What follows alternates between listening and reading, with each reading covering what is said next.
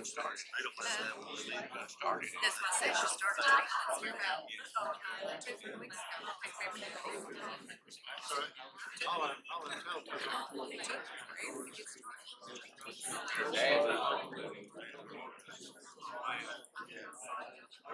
All right, here we go.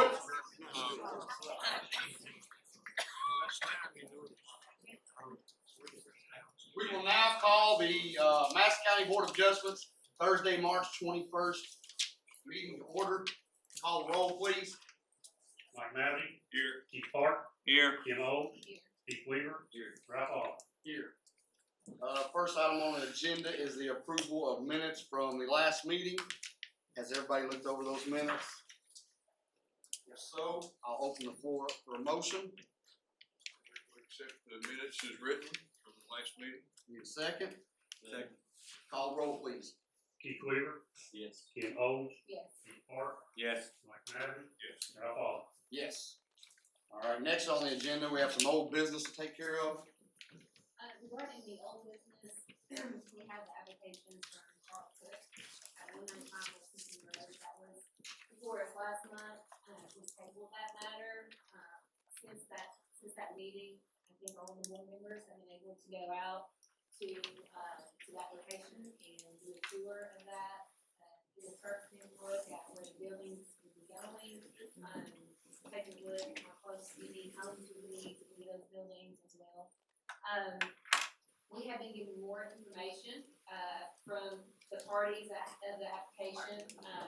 I think we would like some additional time to look through all that information and try to get together and see if there are any specific things that we still need to address regarding that application. So I'd like to motion to table that. Second. Call roll, please. Keith Park. Yes. Keith Weaver. Yes. Kim O. Yes. Mike Madison. Yes. Ralph Hall. Yes. You're unable to hear in the other room. Sorry, there's no audio in the other room. I don't know if I have the technological skills to fix that. We'll give her a try. Somebody is being on this meeting too.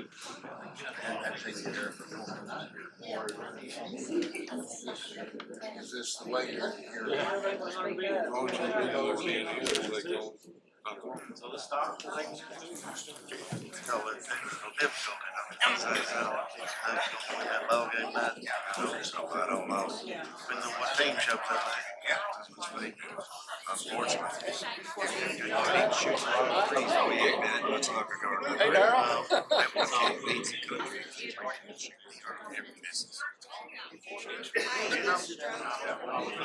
You're against it? I am.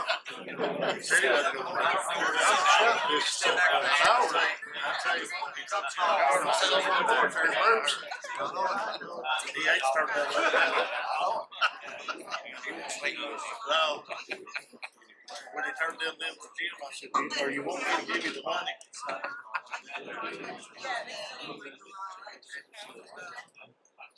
He probably took it.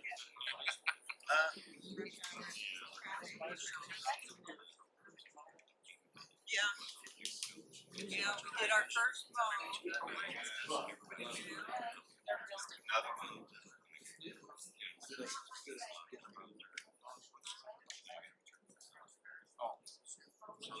Still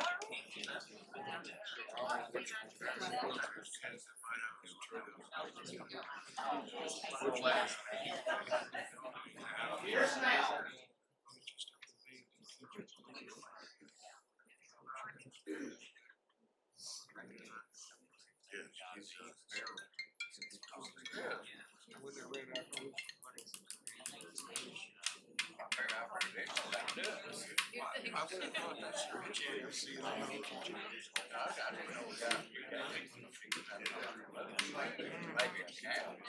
Right, that's what I thought.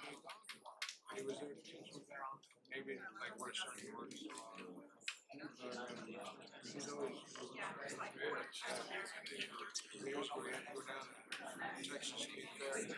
Texas.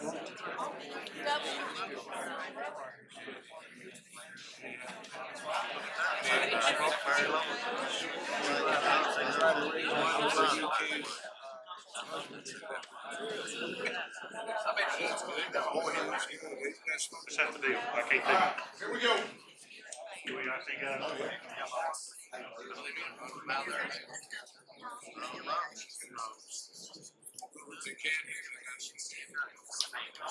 Alright, so listen up. So, for those of y'all inquiring, can you hear me in the back? Alright, we just tabled the old business, okay? So if anybody was here concerning about what was going on the application for Palisades, alright, we've tabled that again, so there will be no more discussion about that application tonight. So if you were here for that, you're more than welcome to stay, but then you can leave because it's not gonna be discussed anymore tonight. Does everybody understand?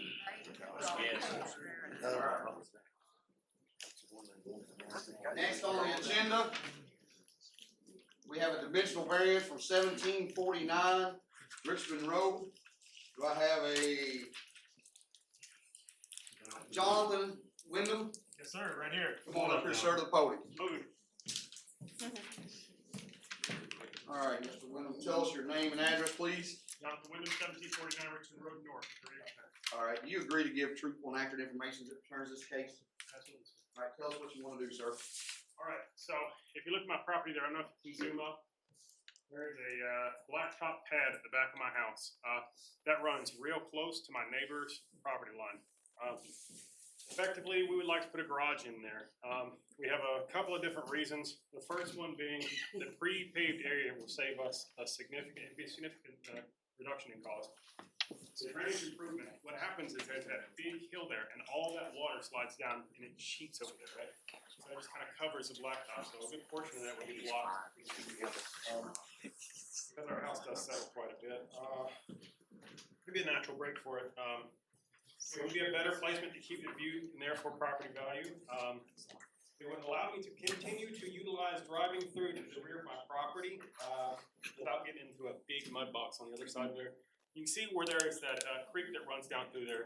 I ain't kidding you. You go 2 feet down in that ground, you're going to find water. And as you get closer down to that water table, boy, it just gets messy. Right? It's a mess to drive through there. It'll offer me easy access to my my sheds that are back there as well as getting my trailer in there. I've got a trailer that I park back out there as well. Okay, so you're up here. Yeah, at the top. At the top. Will you bring that down to the center? This is your house? Yeah. All right. It looks like that's an older picture. There's no longer that does no longer exist. Okay. That's pretty much where I want to stick it though. Okay.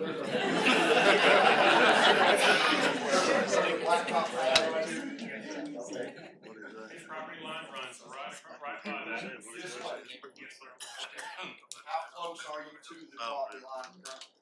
That path? It is unclear. It could be butted right up against it. You know, we're just looking for, maybe 1 or 2 foot off that where it ends, right? Currently. Okay, so yeah. That's your property line? Yeah, it's supposed to duck in a little, at least from what we see. That might be off a little bit, that's not the gospel. Has it been surveyed? At some point, it was sold to us a couple of years back, Gotcha. and we got a sheet that was kind of like that, but it's just, it's a diagram. It's hard to tell. I understand. Is it what I'm getting at, is that platform? How far is it away from the property line?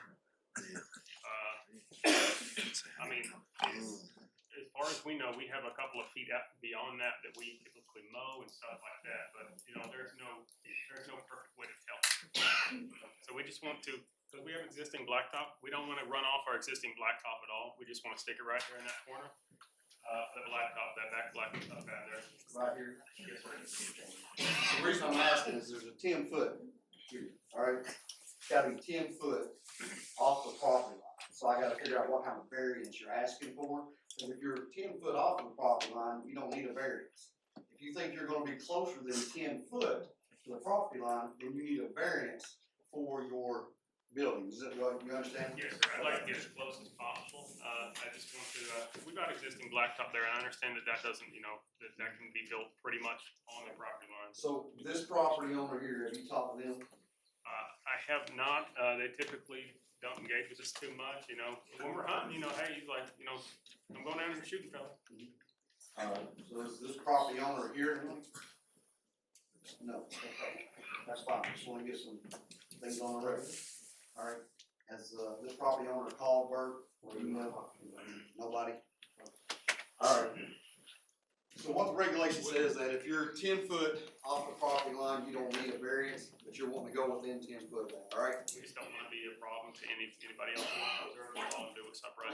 I think what Mr. Hall was saying, is if you don't know where your property line is, you don't know how much of a variance you need. Yeah. If you haven't had your property survey, you can't be 100% sure where your line is, right? I'm not sure the surveyor might be able to. It seems like Like I said, if that line is accurate, they're not in the middle of that thing. Yeah. there's a portion of his property that, you know, my front yard is, clearly a portion of his property is my front yard. A portion of, you know, of the blacktop is there. If you see where the front of that accessory structure is there, we'd be trying to basically keep it in line with that blacktop, you know, maybe a couple foot off of it, you know, obviously there's some stuff we're gonna do there for that. But it's a 20 by 20, it's, we're not trying to do anything upright, it's just difficult to tell where that is. They got, you know, they have this piece of paper that they've given us, it tells us, this is where your property lines are, and it's got points on it, right? Who's that? When we purchased the house, apparently they had some, it had points on it, right? Do you know, so you know who did the survey originally? Yeah, we got a copy of the plat right here, back in 2008. Need to have them come back out and recheck that for you and mark it. Yeah, just according to this, it looks like according to the plat, is there a utility line that runs right behind your house? Yes, there is. Alright, so that utility line that's running, according to this plat, there's a utility line and there should be a pole like somewhere right in here, is that correct? That pole's, over by, see that, where that other shed, yeah, that's the pole, that's the pole right there, yes, sir. That's the pole, alright, and then where's your other pole? I don't see on here, anywhere, I see these lines, but I don't see this utility. It's saying that, according to this, the way this layout is, the property line, there's a pin, like, right, Yeah, that's what we expected, it would be right in line with it, that's why I was kinda curious about that line there. 53-48. It's supposed to run right alongside that, it dips in and it comes back out. yeah, the problem I have is I don't wanna grant you a variance, is if you're already over on their property, you know what I'm saying? That's what I don't want, alright? If I had concrete evidence that, yeah, you went out there and you got the property line and you're within 5 feet, and you got proof of that, and I wouldn't care at all for us to approve you a variance if you needed that, but again, we don't have that.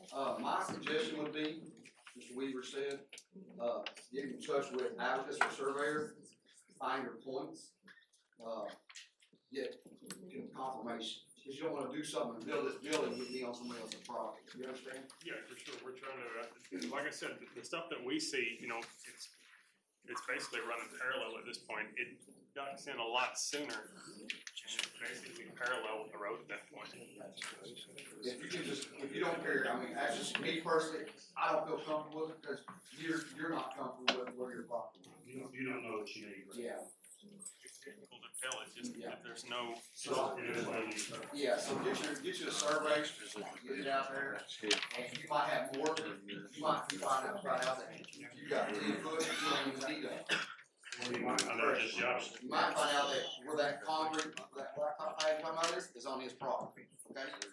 So, what we can do is, I don't feel comfortable with it, because you can't tell me I need a 3 foot variance, you know what I'm saying? You can't tell me I need a 7 foot variance, so I can't provide that for you today, okay? Yep. Alright, so, So you can deny this variance, or you can table it and bring that information back to him. that was gonna be my suggestion, what do you wanna do? I mean, I mean, that's. He didn't have to You can just. if we table it, he won't have to reapply.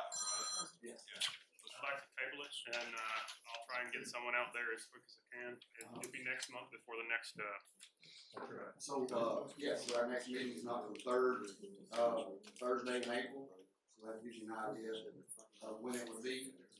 All right, so at this time, I'll open up the floor for a motion. I make a motion, we table the application for Jonathan Carolyn Wyndham. Second, call roll. Keith Weaver. Yes. Kim Owens. Yes. Keith Hart. Yes. Mike Navy. Yes. Ralph Allen. Yes. Thank you, sir. All right, next on the agenda, we have a conditional use for 1333 Speedwell Road, Mr. David Rodas. Yes, sir. Come on up, Dave. Come on, Mr. Rodas. Tell us your name and address, sir. David Rodas, 1333 Speedwell Road. All right, feel free to give truthful and accurate information that pertains to this case, sir. Oh, yeah. All right, Mr. Rodas, tell us what you'd like to do today. I want to get a conditional use permit for a wedding barn. Okay. You have any, Done got the barn built. uh-huh, Had a few little things going on there. Insurance has come back to me and says I need to get a business license and all this. okay. In our application, do you have any pictures, any photos, any I do. plat, do you have a plat of the survey? I just drew it off. I drew it off. You wanna look at it? Sure, yes, sir. I got one copy here, and I know I brought 3 copies.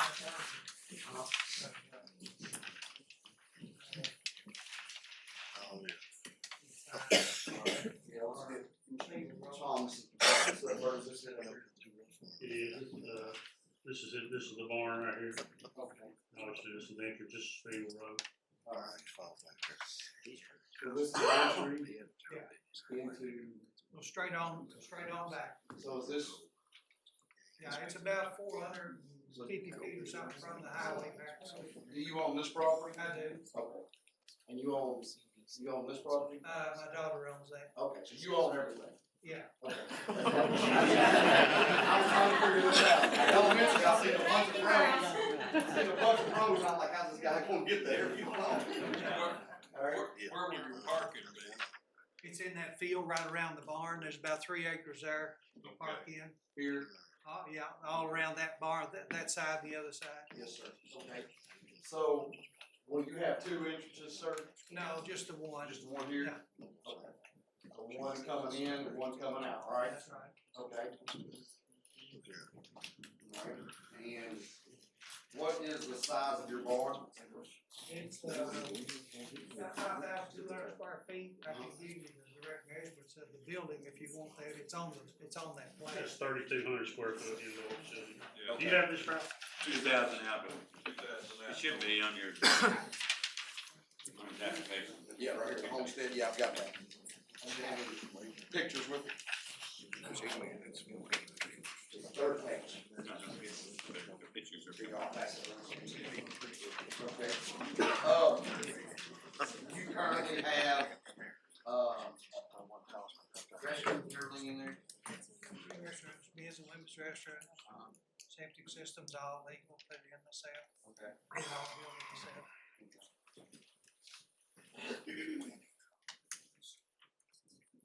Yeah. I was out there. It's good.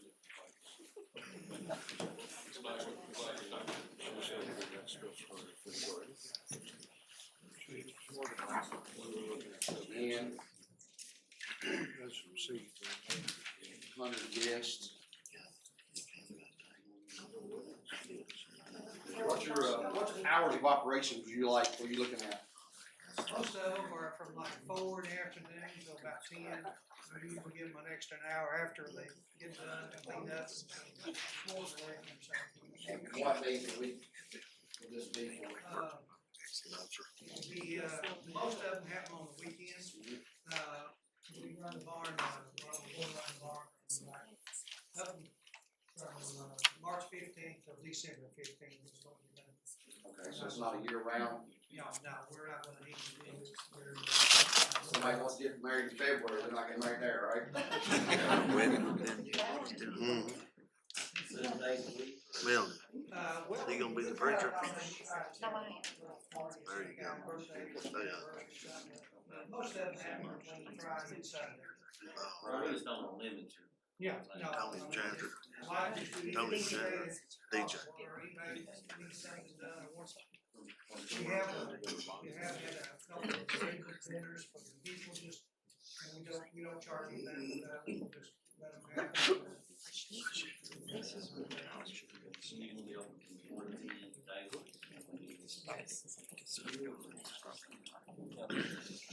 Anybody else call those? We allow them to come in and decorate the day before, if they have to. No, we've not had any problems. Is there anybody, Everybody off your name? Everybody's good. yeah, is there anybody here, wanting to, speak on the, Mr. Rodas' venue barn? Just wanna give everybody an opportunity to speak, if they want that. All right, we're asking for other questions. More questions? I'll open the floor for a motion. I'll make a motion that we approve Mr. Rose's application for conditional use permit at 1333 Spillboro Road for a event barn. The hours of operation be from 4 to 10 p.m. 7 days a week. And it'll operate only March through December. Be closed in January, February. In that, have a maximum of 125 Mike knows if he wants to add that. With a maximum of 125 guests at any individual function.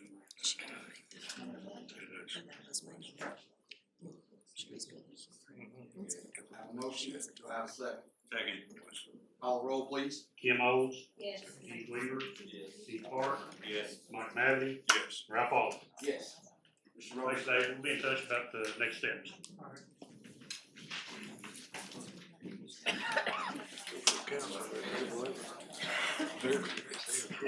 I think that's all we got on the agenda.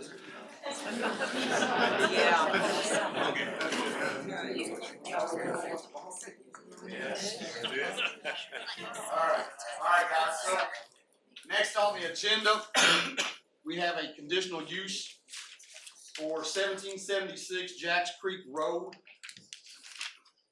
It will be Revolutions Holding LLC. If the representative from there will come up. And I'll give you a little heads up how we're gonna do this. We're gonna let the applicant speak. We're gonna let those who have concerns come up and voice their concerns. We're gonna let those who are in favor come up and voice their favor for it. And then we're gonna let the applicant come back up and answer your questions that you may have. All right? Now, I'll just tell you, you all been here before, all of y'all gonna have very similar concerns or favors. So if somebody's already answered, voiced your concern, let's try to limit those. We understand it's open, we're not on time, but let's use wisdom and not get up and say, what about traffic 500 times, okay? Thank you all so much. Mr. Isaacs, tell us what you'd like to do today. Mr. McFadden's gonna clean up a couple of the exhibits that we've blown up. We cannot hear. He's gonna put up some exhibits before we get started.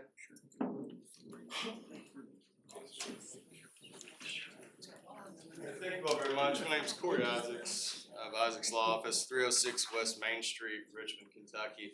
I represent the applicant today.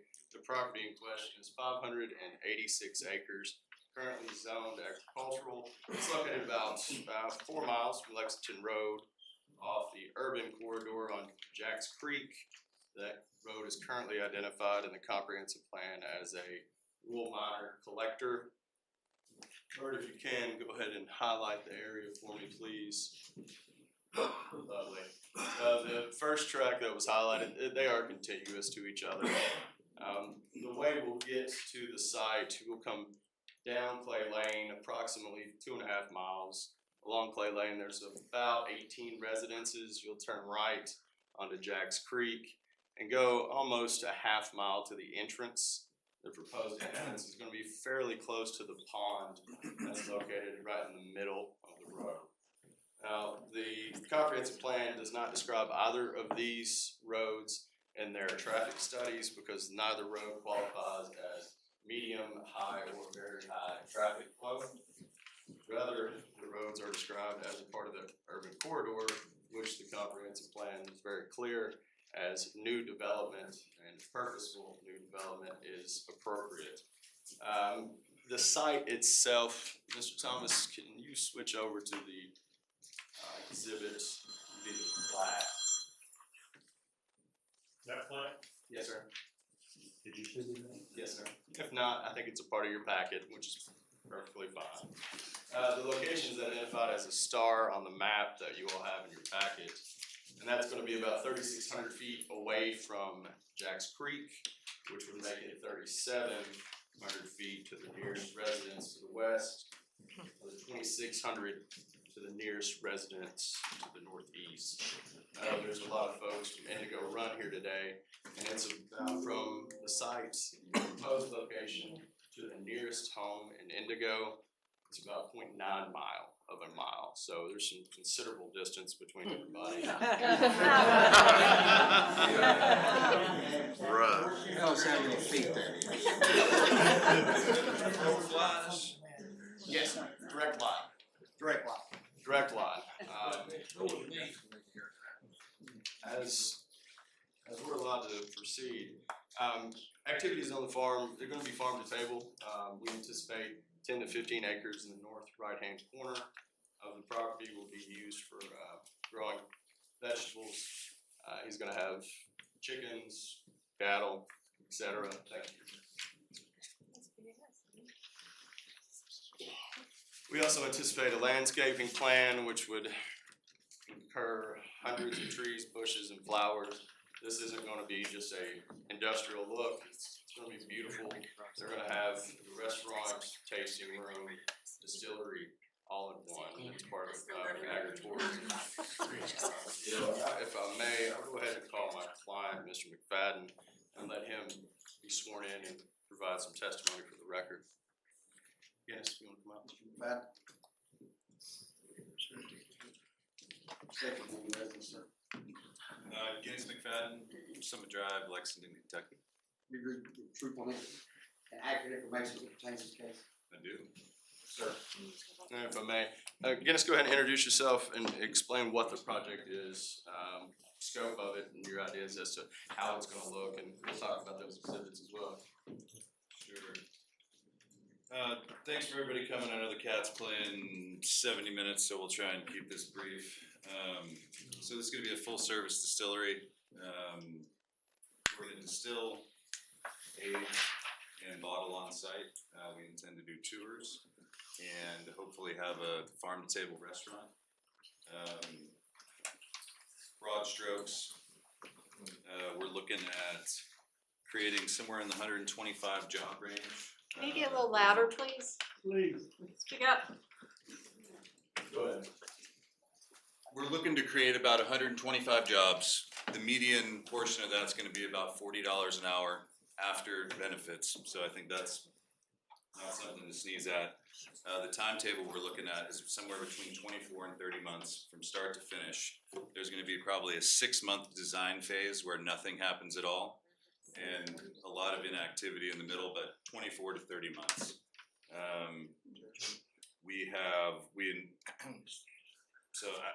General overview.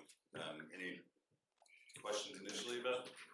Just a few, out of the 586 acres, do you plan on growing your grain there, or do you plan on purchasing from local farmers within the county? Yeah, no, it's not necessarily the best grain farming property. We're gonna need somewhere north of 5,000 acres of corn. It benefits us greatly to source that as close to the distillery as possible. So if anybody knows anyone who grows corn around here, we're gonna need that. And that's per year, 5,000 acres per year. Annually, yeah. Annually. Annually. Yeah. Excuse me, Yeah, it's a bit. could we possibly position the speakers so that they can be heard by the board and also the audience? Man, can this, hear? I'm sorry, this is the best I got, that's all we can do. Well, could we possibly Well, turn it? he's got to be here on this microphone, so we okay. can keep a record of what's going on I tonight. think that's a good compromise, thank you. So what he was saying was that they're looking to need 5,000 acres more annually, what you're saying. That's just the estimate, it could be more, that's what we're estimating right now. The majority of the project is gonna happen from Kentuckians, a lot of the products are gonna be assembled off-site, Louisville for the most part, but all local tradesmen, so. The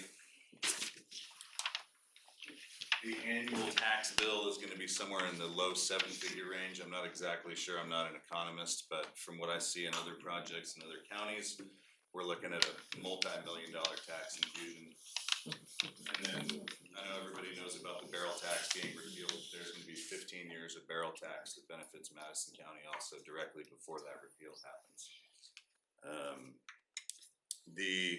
Obviously, there's gonna be a little bit of a tourism boost, we're hoping to get some people out, not necessarily the nickel tour, we're not gonna try and run people through, thousands at a time, but, you know, try and do it as thoughtfully as possible. Have you put an application in for the Bourbon Trail? Not yet, but I've been in touch with the KDA on many times, and if this is to proceed, then we will be a member of the KDA and a spot on the Bourbon Trail. Sorry, Kentucky Distillers Association is the KDA, they're the kind of the legislative body that helps distillers. Couple other things to touch on here quickly, black fungus. Seems to be, it's gonna be the main topic here tonight. No. It's gonna be one of the main topics here tonight, and we're gonna address traffic also here shortly. First off, it's not mold, right? So I hear that term kicked around a bunch. It's not mold, it's naturally occurring. Probably, I have it on the outside of my garage currently. We don't have, so it is naturally occurring. Most important thing to know is there are no documented negative health effects to people or livestock. You know, Woodford Reserve sits right behind 3 or 4 of the biggest horse farms in central Kentucky, and there's no negative side effect on the however many years.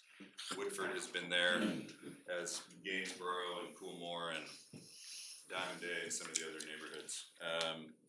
The site size plays in hugely to the lack of spread that we anticipate from the potential for black mold. The forested area on the edges of the property, sitting on a ridge with decent, if anyone's been over there or spent time over there, there's always a decent breeze. That helps mitigate it. Sweet there. So that's, Yes. How many gallons you plan to store on site?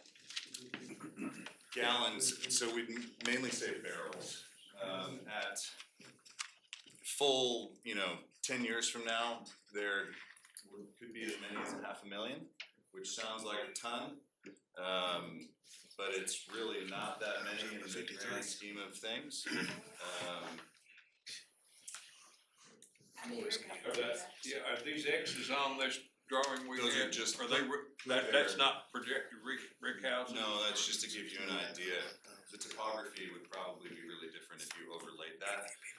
The way it lays is pretty much a bunch of fingers that go down, and then it's wooded around the edge of the finger. So depending on topography, what those surveys look like would depend on where we would put rick houses and the size of the rick houses also, right? So we would varying sizes of rick houses, bigger space here, we might go a little bit bigger, smaller space here, smaller.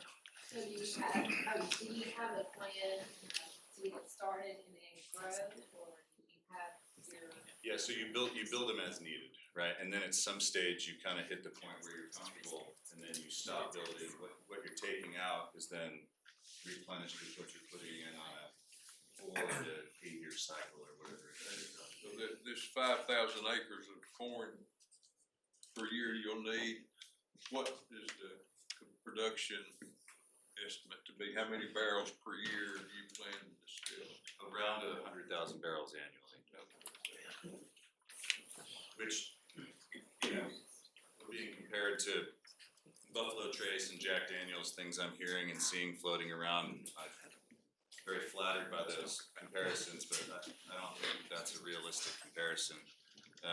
We're just not gonna be that size of an operation. What about the, Garrett County facility, would you say similar to that?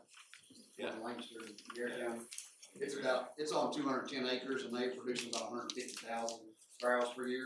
Yeah. So they're producing a little bit more than you would say, around Similar, yeah. similar? Very familiar with that project. Okay, And obviously it's right in town, yeah, it's in the city. so, yeah, similar size. We're going for a different feel, right? We wanna have an outdoor feel, a park-like setting, and, you know, I think 600 acres is a good way to try and, you know, limit the impact on our neighbors. Now, over in Nelson County, there's a New Hope in the middle, that's also out in the county up there. It's about what you're saying, similar. Have you compared Nelson County up toward Bardstown? Yeah. There's a millet, distillery in New Hope. it's right No, I'm there. not familiar with that. It's very similar to what you're stating here. I don't know if you looked into that and seen, are you planning on using any of the UK's Jim Beam, technology? I've been in contact with Dr. Diebold. We have discussed that. If and when new technology presents itself, that would definitely be something we would be interested in, and that's a ongoing conversation. How many acres of this 600 do you think the distillery will, and the rick houses will take up? 10%? The majority of it's gonna remain green space, and like Corey had mentioned, we are gonna have a farm to table component, so we won't have cattle, but we will have a, you know, extensive garden, potentially a greenhouse or two, and, you know, some chickens and things of that And this nature. 10% you're talking about, it will be all in one spot? No, there'll be, kind of where that red star is where the main activity will happen. Okay, you might have a rick house way over here. Anywhere on the property, you might have a rick house. And these actually represent the ridge line, high point of If you ground. were, those are randomly placed. Okay. If you were to overlay it, it might not, that was just for our discussion Okay. here. So they're not. So we're coming in here. Yeah, so you'll notice the road comes in directly right across from some houses, and because I do care about the neighbors, we are proposing to move that, so it gets that traffic away from those houses, closer to Clay Lane. So what's the distance from this Jack That's Creek a- Road to the proposed distillery? I wanna say that was right at about a half mile. Half mile? Yeah. Okay. I have And it then from somewhere. the distance from your proposed distillery to the closest brick house, what would that mean, you think? Within walking distance. Okay. So, yeah, within walking distance. So you're really about a half a mile from the nearest, Collection of houses okay. on Jack's Creek. I wanna say closer to the property, there is six. Yeah, let me see. There's about 6 houses, I wanna say, close to Clay Lane that would be I wanna say they're about 0.4 miles if I were. It's 0.6 miles from the star to the road, given our anticipated entry. And then the nearest residence to the west is 0.7 miles, that'd be across the street to the left. And then the residences that are in the northeast corner, so the right side, the closest to that one is right at half of a mile. Now, it's further up. Right at the Yeah. corner.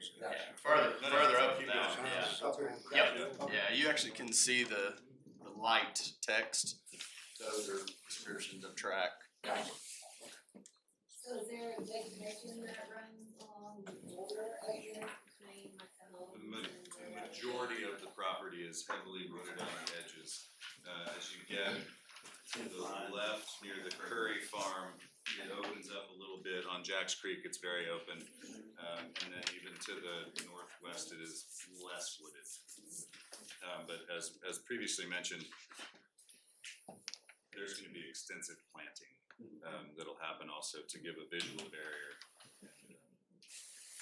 And you're gonna try to maintain as much of the vegetation that's there now, Absolutely. Yeah, absolutely.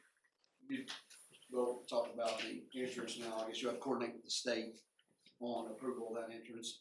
Yeah, there was some, we had the civil engineer come take a peek at it, and there were some sightline questions, and she seemed to have all the answers. So there was a spot, a few hundred yards closer to Clay Lane that seemed to fit all the parameters.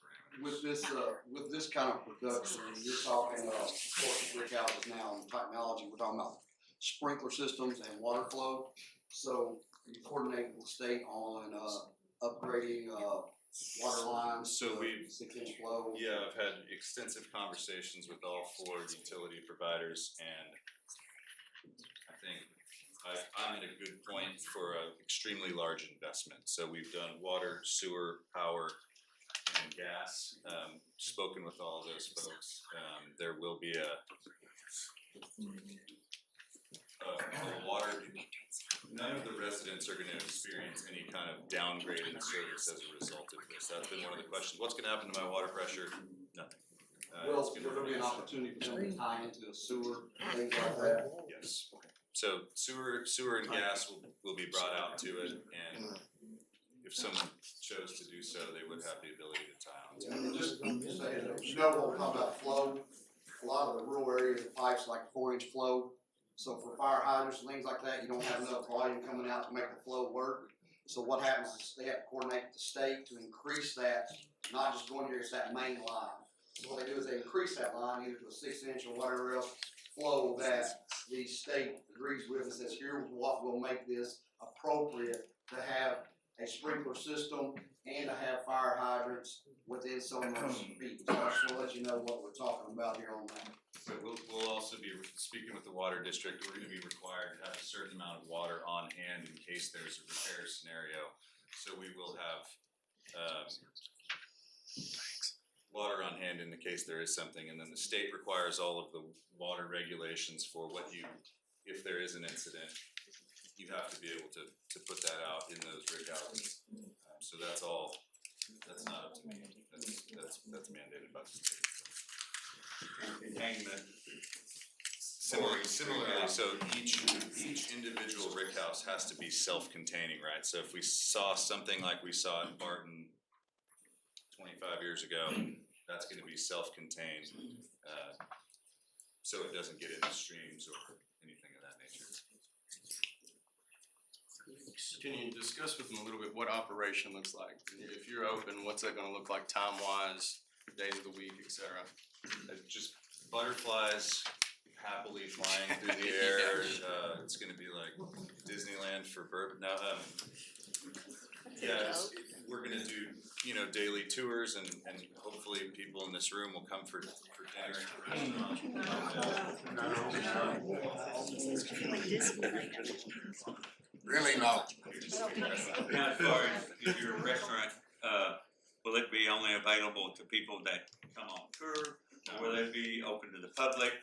Yeah, it'll be open to the public, as you can see from the rendering. We've got a little bit of a campus style feel. Really wanna be a different type of tour, outdoor space, take advantage of a fantastic setting. But yeah, it'll be open to the public, brunch on Saturday and Sunday, hopefully. And with the large area, do you anticipate that the improvements will be visible from Jacks Creek? The way the property undulates, I would imagine where the red star is in a little bit of a dip, so when I've, been there previously and parked back there, you can't see the road. I would say further back, there's a bit of a high point. It's really narrow, so we wouldn't be up on that, but I would say that it will be minimally visible from the road. You also plan to access this from Tate's Creek? No, sir, that's Not at all? No, I know the address is on Tate's Creek, but there's no, actual road access. I mean, I could walk down here, but you couldn't take it. So you don't plan on applying to the state for a? So just one entrance. Just one entrance.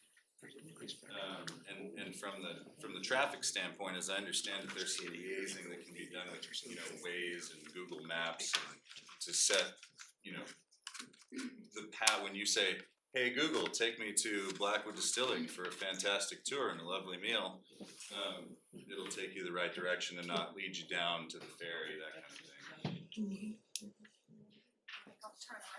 Are you also regulated by a considerable amount of federal regulation in regard to how you produce, where you produce? Yeah, so there's been a lot of talk on pollution and things of that nature. We can't just, dump cement mash on the ground, that's not gonna happen. We can't just put it in the creek. There's EPA regulations that are set in stone for us. So there's really not much we can, it is what it is. And when you're talking about that, there'll be distillers mash, things like that will be available to farmers also. Sure, so we're gonna put in a dry house, so it'll actually be a dry cake, and additives can be put into that if needed for the cattle. But yeah, there'll be a dry cake as a residual product. All right, thank you, sir. At this time, what I will do is, one thing I will do is. Form a line. I think so. Let me just go back through my notes and see if I haven't missed something here. I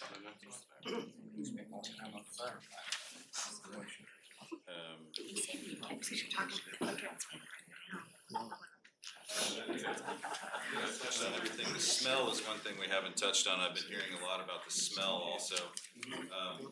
In all of the tours that I've done and the distilleries that I've been at, the smell was not overly pervasive. This isn't gonna be a hog parlor or a dairy or a chemical plant. If any, it's not the Jif plant in Lexington. We're not gonna be smelling peanut butter throughout the whole area. It's just not nearly as pervasive as I think. How many hours a day will the stills run? Continuous or? Continuous, yeah. Now, it's, once again, the proximity, you're not even gonna hear it from the road. Yeah.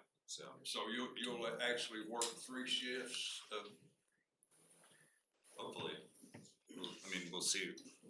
We would like to work into that, but yeah, but. About how many people per shift do you? Well, at nighttime, far fewer, because we won't have visitors coming through. Five, not very many are required to run the actual plant. Things are fairly automated now. Instead of, turning a knob, we're pushing a button, so. And which that is common with these other distilleries that's producing the like amounts of barrels, that they're running 3 shifts and constant to be able to put out that capacity in a year's time. Yeah, that's pretty commonplace. Is it more than one still? One still. One still? One still.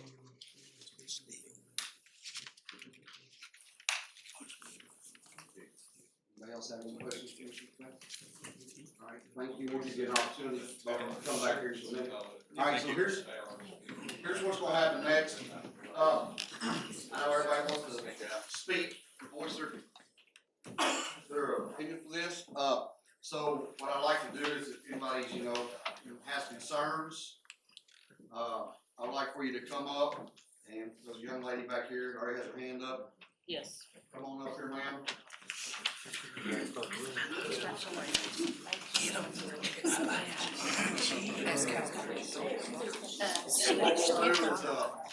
As we identify, we've been given a list.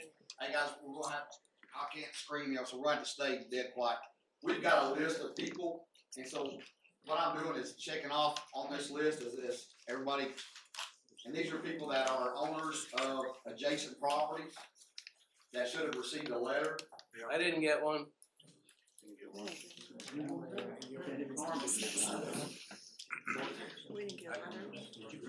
Alright, here we go. Yes, ma'am, state your name, residence. My name is Stephanie Winkler. My husband and I, at 1777 Jacks Creek Road. I own the property directly across Hang on, from, people need to swear you. Yeah. oh, yes, Do you agree to give truthful and accurate information? absolutely. Okay, go ahead, ma'am. Okay, thank you. My name's Stephanie Winkler, it's nice to meet you. Nice to meet you, Um, Stephanie. I wish we could have talked before this meeting. Sure. But unfortunately, that didn't happen. But what I want you to know is that these people are like family to me. I know who lives up and down Jacks Creek Road. I know so many of these faces. They are hardworking people.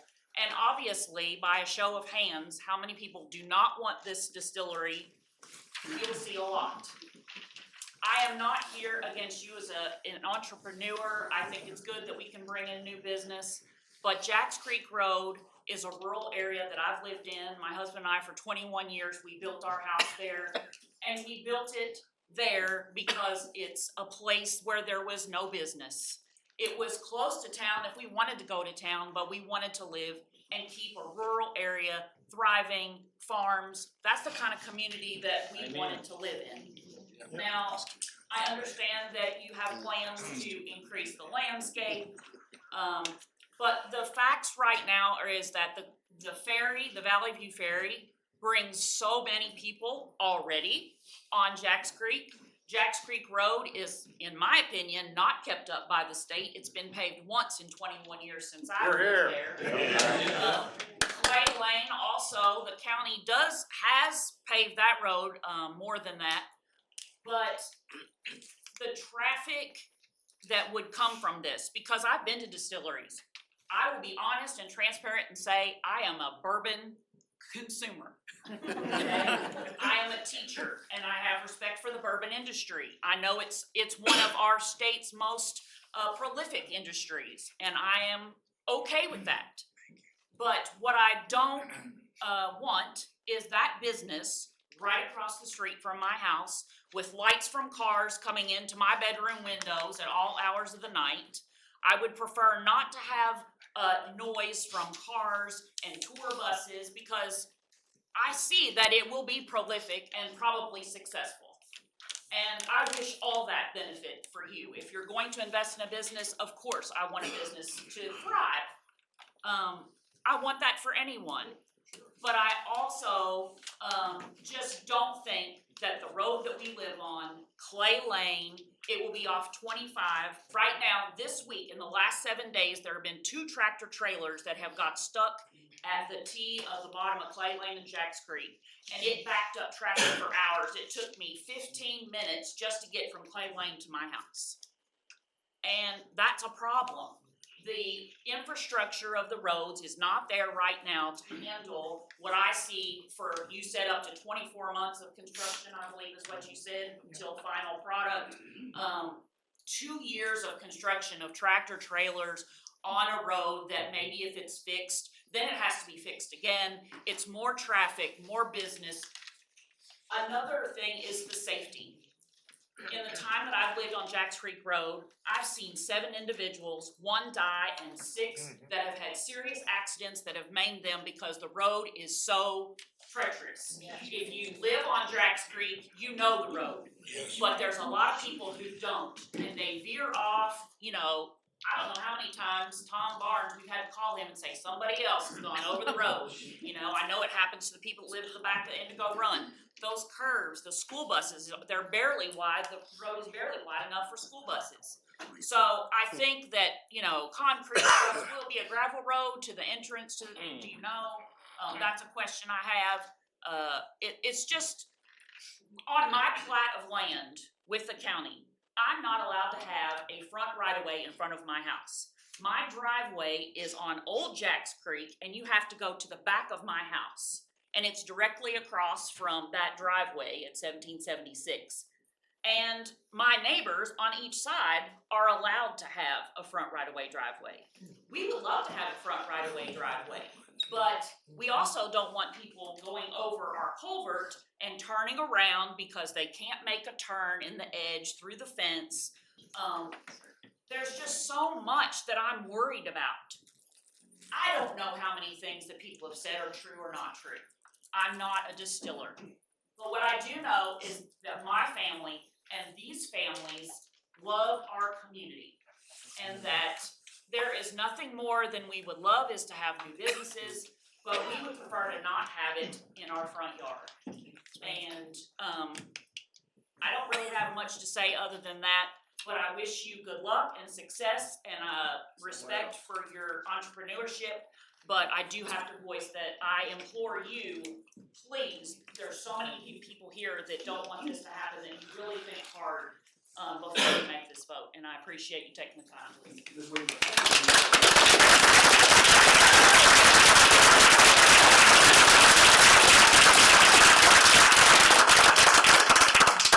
How long did you say you lived there? 21 years, So you lived there before Indigo Run was built? yes, or it was just beginning. Gotcha. How many houses did you say were built in Indigo Run? 300 something. I don't know, I don't live in Indigo Run. You think that affected, you think that subdivision affected your all's drive at all? No, it's Well, nowhere it's near. passed. It's not even close to I live to the right of Clay Lane, where you would turn to go into the entrance of where the proposed distillery is. But right now, the traffic already is bad because of the ferry traffic and people, especially because now the interstate traffic, when the interstate shuts down, everybody uses 25 to try to circumvent. People from Nicholasville use the ferry to circumvent, so. That's what I'm trying, that's my point, I guess I'm trying to make is, everybody has an idea and has those opinions, and we're grateful that you come up here and tell us that. Well, reality too is, you were there before Indigo Run come in, okay? There's not a distillery there, who's just said it's sold in another subdivision, it's 500 acres.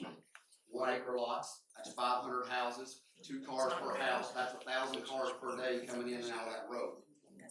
But not trucks. We're talking tractor trailers. I'm just talking, you see what I'm saying? So the traffic for sure, I mean, while Indigo Run subdivision was being built, the people of Clay Lane can tell you, Clay Lane was destroyed over and over again because of the big rock trucks that couldn't handle the road, and the divots are constant. And until Indigo Run building kind of leveled off, then the roads were not as bad as they were. And so, that's just another 2 years. And, if it's subdivisions, it's houses, it's people, Families. Children on ATVs riding on that road. It's community. Thank you so much, okay? Thank you. All right, yes ma'am. I'm looking, y'all, I'm looking. Yes ma'am, what's your My name? name's Mary Beth Purvis. Mary Beth Purvis. All right, tell us your name and where you're resident. I live at 4004 Port Royal Drive, Richmond, Kentucky. All right, and you agree to give truthful and accurate information pertaining to this case? I do. What's the address was again? 4004 Port Royal Drive, San Diego Run. Oh, you're going to go run, okay. Yeah, Fort with T, as I say. So I'm gonna start off, using my teacher's voice. You said that you were an economist. I am an economist. And I hope that you have an economist on your staff evaluating things, because I don't wanna give disrespect to your attorney, but typically attorneys aren't financial analysts. So I hope you do have one on your staff. But what I wanted to come to you and I wanted to bring to some attention is my field of study is economics, but I specialize in utilities. And I heard you talk about, you've spoken to electric, water, sewer, and gas. First off, I'm gonna start with electric. And I know that it would be with Bluegrass Energy. I also, I just am asking, are you going to be getting a special rate like an EDR rate? Which, that's an economic development rate. So if they are, that means we're subsidizing you for that. I just wanted to know about that. You stated some questions that Indigo Run had issued that there was not a need for another sub. There's no need for another sub to be, okay. Is there a need for another substation to be built in the area? I'm sorry. What we can't do is have the back and Okay, forth all because right. he Sure. they can't hear him on the microphone, so he'll write down your questions and he can address them at the end when he comes back up. So I'm interested in that.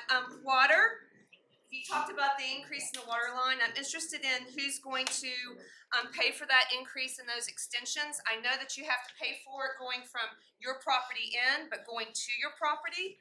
Sewer, I guess the county and our taxes are gonna pay for the sewer, and I heard that we can tie into that. I'm hoping Indigo Run will be a part of that also, especially considering we've had a backup from those storms that came up in our basement last summer.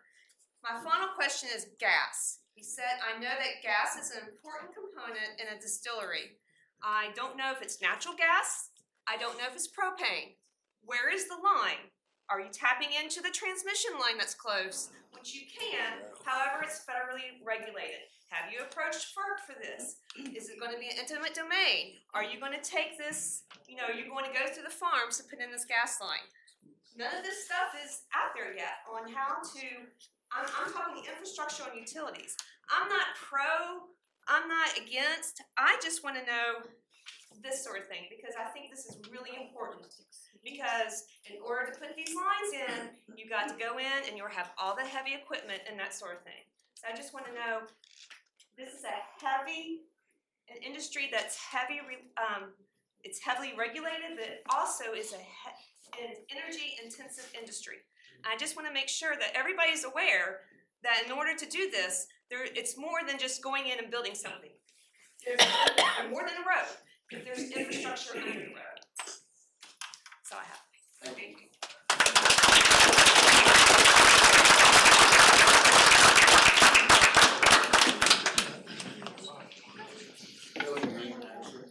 My name is Matt Maggard, and I live on 106 Rebecca Drive. All right, sir, do you agree to give truthful and accurate information to claims this case? Correct. Okay. Is that in the run too? No, it is not. It's over off of 627. But we farm as a family, the Bennett Farm. This impacts us greatly because it comes across clay lanes. We can bring cattle across that property, and they're talking all this other stuff that's coming across through there. So what is this gonna benefit us? How's it gonna go against us? What is going to be wide open? We're talking traffic, right? Road, water lines. That's gonna come through the heart of this place. We're talking Whitehall, Shrine Road, we're talking historic. It's gonna come across the farm that you're farming The on, road. is that what you're saying? The road, Clay Lane, there's a water line that goes through there, correct? I don't know. It has to, yes. 6-inch line. It ties into Jackson Creek. And Yeah, if they concerned make about utilities. if they put it, Yes, utilities. That's gonna so if they hurt put this. in a bigger water line, that's gonna, what's that gonna do as far as you farm? For the construction, they're gonna have to put fences up, they're gonna probably want more road. So did they, Understand if the water line comes through, the larger one, then the water. They can't do anything like that. Look, I'm not very good at talking a bunch in front of people, this is my first time. My nerves are a little on edge.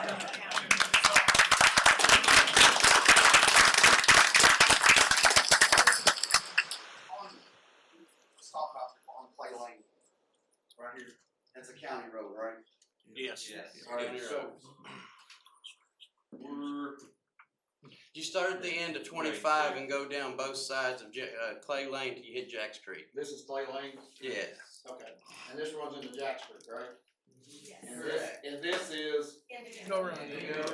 okay, so when they put in here, did they tie into those water lines? Yeah. Okay, so it's been done before, right? You were pleased with the outcome, right? Okay, I just want to get that on record. It's happened this before. It's happening again. They had to do it to put this in. And they probably put a bond on the road, that's what they do on county roads, right? And then they bring it back and they do a road inspection before the project. And then they bring it back, the road back up to par after construction's done, and it has to be back even better than it was at the end of the project. So I just wanna make sure this one, and again, I'm not familiar with Clay Lanes, the situation, I just wanna make sure you know, you realize you've seen it happen then. What happened to Clay Lane, how the process went with that, so you've seen the result afterwards, right? Yeah. Okay. Another question is what exactly are they power wise? Is there gonna be any solar power?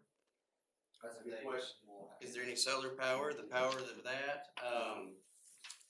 If traffic does pick up to be more than the roads are capable of, are there plans, are they talking about building new roads? That's a concern. I know many people around here, of course, we're not really for it because we want to keep the farmland. Farmland is precious. People move from other places to move to places like this to get away from places like that. Exactly. This is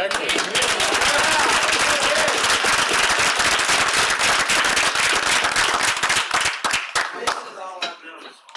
So that's what my question was, how many acres y'all have on Clay Lane? I believe the Bennett farm is to be around 2,000 to 2,100 acres. How long, and you farmed it, you said all your life, right? That's all I've known. And my grandfather's been there for 60 plus years. If you wanted to open up a hog operation and raise hogs there, I think these people right here be backing you. Yes. Yes.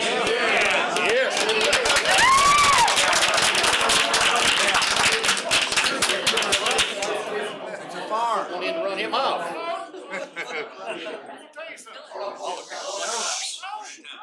We have to, well. Sir, you have to get on the record, just like everybody else. You need to give him your name and address, let him swear you. So that's what I'm getting at is I was raised up around it, out where I was raised up, and you know, people's like, what's a hog farm? I was like, it's a farm. He can do whatever he wants to on his farm. You know, farmers, don't have a 401k, they don't have a retirement. Everything they have is their farm. That's all they have. So I don't want to be that person to tell a farmer what he can or cannot do to his farm. Correct. Yeah. So in the past 6 months, they've passed a law where you can have a distillery on farm land. How's a distillery part of agriculture? Not because they raise corn and can make corn. That's something else I would like to understand why, but, Do you guys raise one? no. We ain't gonna sell out for corn either. Ain't nobody worried about the corn. I appreciate it. Do you have any more questions? I mean, you're doing good. Yeah. Go ahead. No, you're fine. No, if you got any more, that's what we're here for you. We're here for you to this is what we're allowed to do this for you to voice your concerns, voice your complaints, things you want answers for. That's what we're here for, so they can write those down and we can provide you those answers. This is not something that's gonna happen immediately, you know that, you know what I'm saying? We wanna get your concerns met, and that's our goal. Yes, and concerns, not just my concerns alone, the people of Madison County. And not just me. This affects everybody within the area.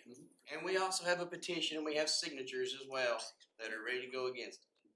Yes. Yes, numbers are going up. We've only had a week and a half to prepare. That's another thing I'd like to touch base on is this was only posted on a sign about this wide, this tall on the property. It was in the newspaper. A very small section. It's Not a very newspaper, nobody reads the newspaper. The newspaper. Hey guys, we're gonna bring it down. How many people get the newspaper?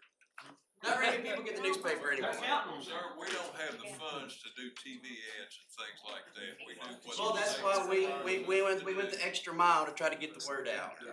No, and that's great, and that's why we want you here, and that's why we have this opportunity, so no matter what, we can voice these and bring us those concerns. That's our due diligence. It looks like it was an inside deal from the beginning. I mean, that's what it looks like.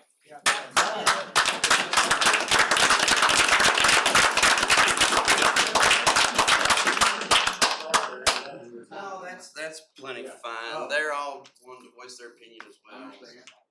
I respect it. Yeah. But, like I said, as a farmer of Madison County, we see a lot of things going up very quickly. Apparently Madison County may be the fastest growing county in Kentucky. It's going at a very rapid pace. And this right here is just another nail in the coffin of what's left of our green space and farmland. That's right.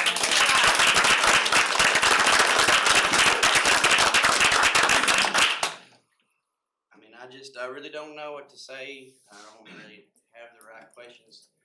I figured I'd come up here and get ready for it, but I'm not. Absolutely, no, you're, like I said, it's very important, and that's what we're notating your concerns, and we wanna get you those answers back.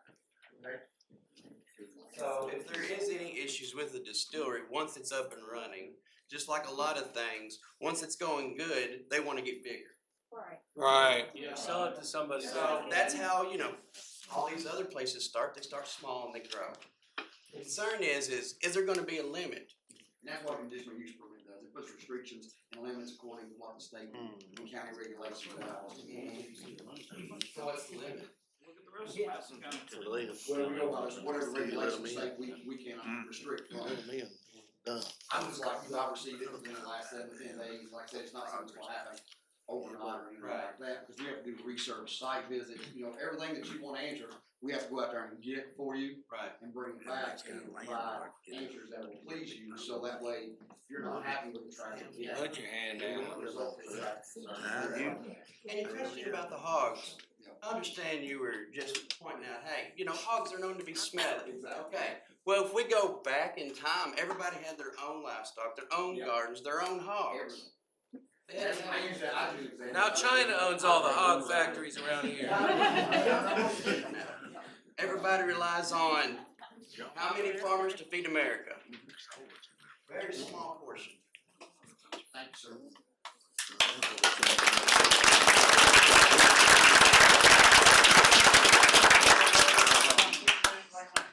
Clay Lane, right? You agree to give truthful and accurate information. Thank you, sir. Like I said, I was wanting to listen to everybody to the opinion, see what they had to say before I said much. But, have you been to Bardstown? Yes, sir. Have you been to the distillers? I haven't seen around that Have you area. been to Frankfurt? Yes, sir. You had the smell when you came over the hill? Yes, sir. Going over the hill? Soot on the cars in Frankfurt? I'd say the hog smell probably might be, I don't know, be equal to a lot less. I thought that was kind of a shrewd statement you made. I use that because I was raised up press cover to the doors, that's where I was raised, and that's why I use that. I just wanted to remind him about the widening of the road. Yeah. Seems like Madison County, they're focused on one thing, what goes in now. Later on, they don't think ahead. Yep. They put a room right here, they didn't think ahead. That's the way it is. They think on today, not tomorrow. Spend $5 million to make a $500,000. Put this distiller in, well, Clay Lane's gotta be wide. They go in there and widen it more. The business done had 100 acres. Took off of them years ago with another little deal, you all recall. Yeah. Amen. I'm tired of it. Amen. If a man wants to sell, that's okay, but don't take his land over here to widen the road, sewage, Jazz Creek. It's a long way from Jazz Creek to there, what, 4 or 5 miles? Widen all that. Think ahead. You all have county, Cart full of horses. yeah, you don't think ahead. But just hold that in your minds about widening the roads, more traffic. It just kinda gets out of hand. And I might get back to say some more in a minute. Thanks. Thank you, sir.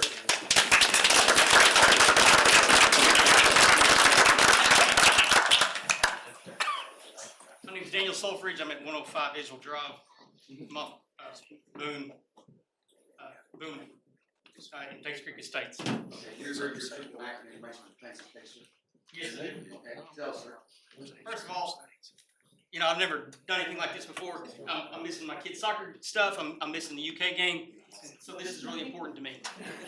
And my voice and stuff is shot, and partly because I got COVID in 2020, and it did irreparable damage to my lungs. So I'm very concerned about the whiskey fungus, and which I was also listening very intently to, sorry, I forgot your name. Guinness. Guinness. You know, saying that it's not mold, but then he made a little statement there, if you caught it, you know, well, if there is possible mold, we can mitigate that. So which is it? Is there mold? Is there not mold? It's fungus. You know, it's fungus, and so part of that, doing my research, is that the fungus is grown through the ethanol expressing from the barrels.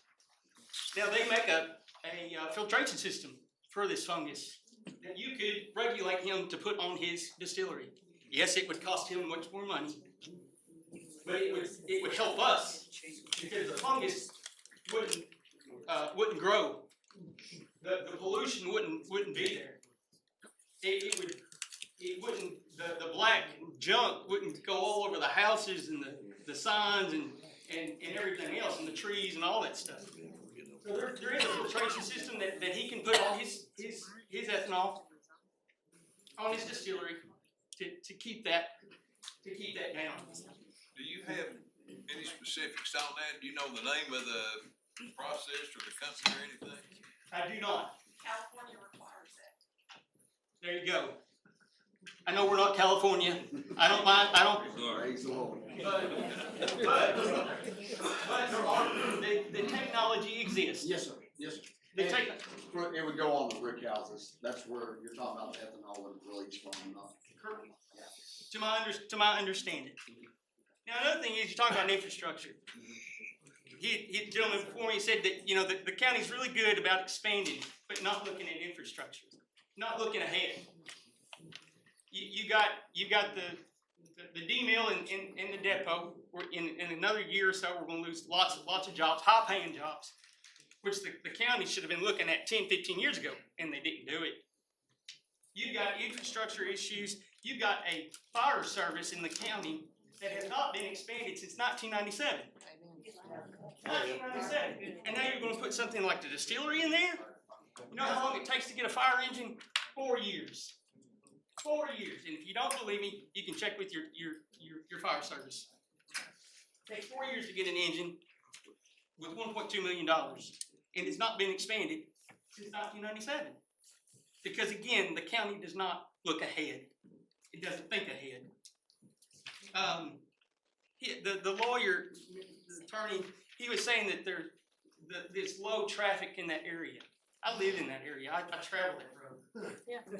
It's not low traffic, so I would like for the county to do a traffic feasibility study, because he was saying like, well, we don't have to do this, that, or he mentioned the names of different studies because it's considered low traffic. Well, I'd like to know at what point was that his information, what year was that given? 15 years ago? 20 years ago? I mean, I know how those studies work in government. If nobody's asked, nobody's requested, it's not been done. And so, my guess is that traffic is now medium at the very least. The other concern I have is the cut through Boone on Bates Creek, because lots of people use it, and lots of people go 40, 50 mile an hour trying to cut through from Jacks Creek to Tates Creek. My family walk on it. I'm all the time flagging people down to slow down. Yep. Slow down. And a speed limit sign and all the signs we have with slow kids play and all that stuff, that don't matter. He won't look at that. They look at their watch, they're looking at their phone, and they're just driving fast. And that's what they're gonna be doing down Jacks Creek and trying to get to the distillery, trying to find the directions, all these different things. I've got a lot of concerns, and I've not heard many answers. And again, there's lots of things that can be done that could make this better, that could make this safer. Because I'm not under any kind of guise that this is not going to go through. But if it's going to go through, I want it to be done right. I want the roads to be done right. I want the traffic to be done right. I want the filtration systems on the ethanol. Thank you. Thank you, sir.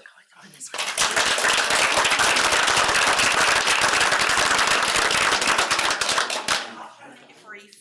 What's your name? My name's Belinda Porter. I have lived in Indigo Run around 18 years. What's your address? 19 years. 4022 Port Royal. Okay. Can you agree to give truthful and accurate information? Yes, sir. Thank you, ma'am. So I'm, the research, I like to look at the facts and look at the numbers. And my greatest concern, again, my background, worked in the microbiology lab for years. Southern whiskey fungus is a concern. And I tried to find, some information. There's not a lot of it out there on the distance from the rick houses that the fungus can grow. And I did learn lots of information, very interesting. I would come eat at your restaurant, so I will give you that. It does depend on the number of barrels and how far away your home business is from the workhouses.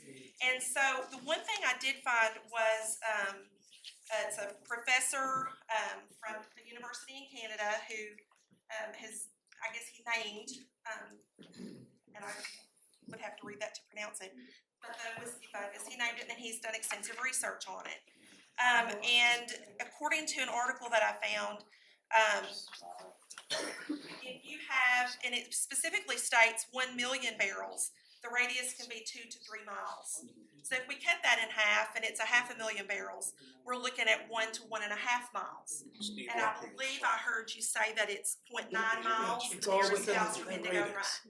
So that is my concern. To me, the mitigation strategies that are out there, the power washing by home, things like that is not acceptable mitigation. And the only thing that I would be comfortable with again, is if you all imposed again what the other gentleman had mentioned was the ethanol containment system. So, and if you want that information, you can have it. And then we'll put it on record, okay? Thank you. Thank you so much.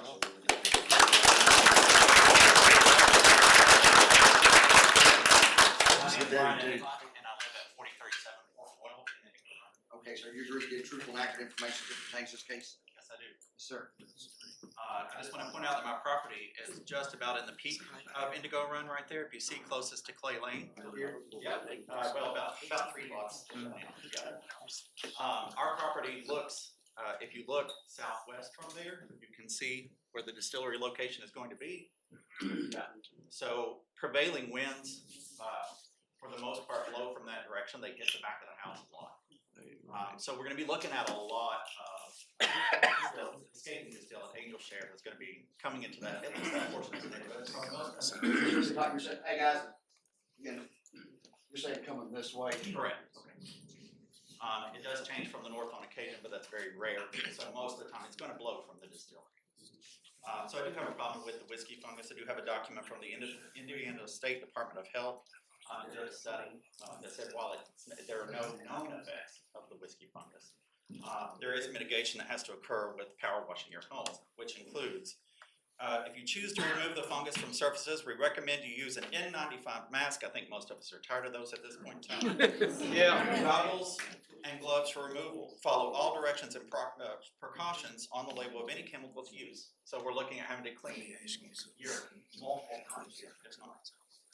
If you choose to consume any produce visibly contaminated with the fungus, we suggest you thoroughly wash or remove any visible contamination. So anybody growing a garden, which is me right there in my backyard.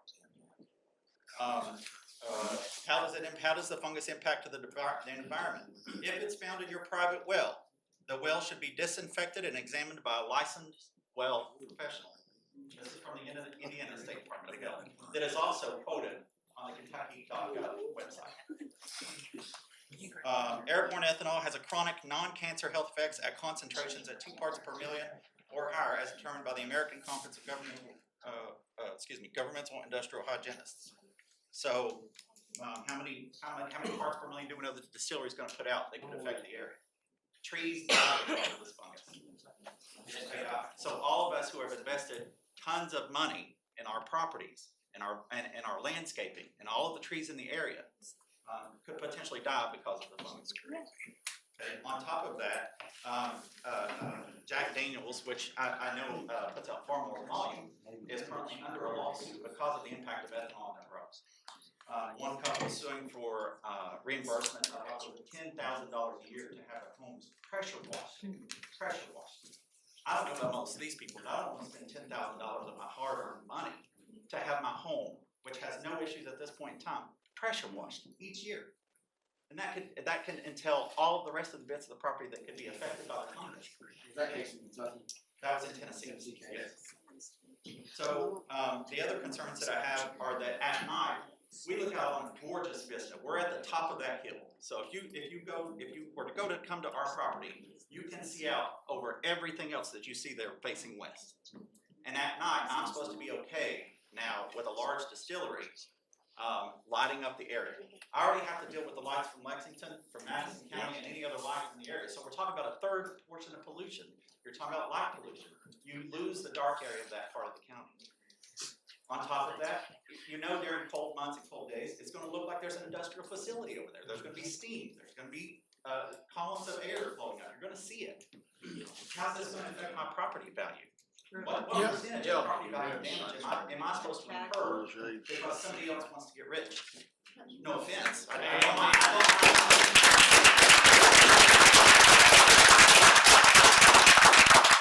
capitalist just like every other owner. And I'm okay with people wanting to make money. I myself wanted to open a distillery at one point in time. It wasn't feasible because of the cost. So I greatly appreciate that he can do this. And I appreciate that the county would be all in favor of it. But at what point in time do we damage 200 plus homes, their values down the drain, not to mention the other homes along the county roads? Where they didn't move out here just to be, railroaded with a distillery and have to deal with the traffic coming down the road. I don't know about anybody that's driven down Clay Lane, but if you've ever popped over one of those hills and you accidentally cover that line a little bit, you might get taken out. Oh, yeah. There is no line. Right there, that bend in Clay Lane, I've seen any number of drivers end up in that farmer's bottom because they go around the curve here. That's it. What's gonna happen to a tractor trailer? Those hills are, so I don't think that's feasible direction for traffic to come into the area. Not to mention that turn right there. How are you gonna get tractor trailers around that turn and get them up onto Jack Street? I can see around that curve during the summer when the county hasn't cleared the grass or the weeds. So we're just supposed to be okay. I go back to the movie. I don't know if people remember Pet Cemetery, where the logging truck. I realize that's an odd comparison, but that's where my mind goes. Quick moving tractor trailers coming down that roadway, presenting a danger to families, soccer moms, soccer dads, football people. It's dangerous. And it's not appropriate. I don't use it that way. So I'm gonna stop right there. I hope that you'll vote no on changing.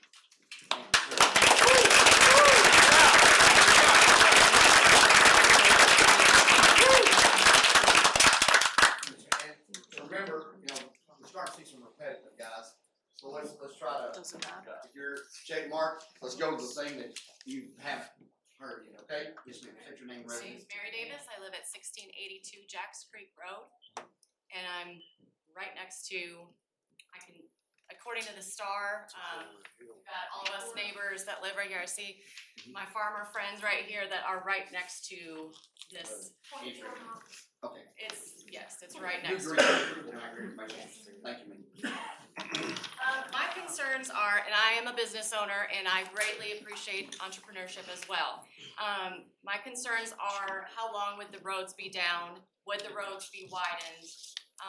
Because we have to get to business and do our business every single day. So I don't want to see roads being down for construction and even just to trim the trees, it was, a 25-minute stall as I'm supposed to get to a customer or my installers are supposed to get to a customer. We're doing business, so we're trying to get our business done as well.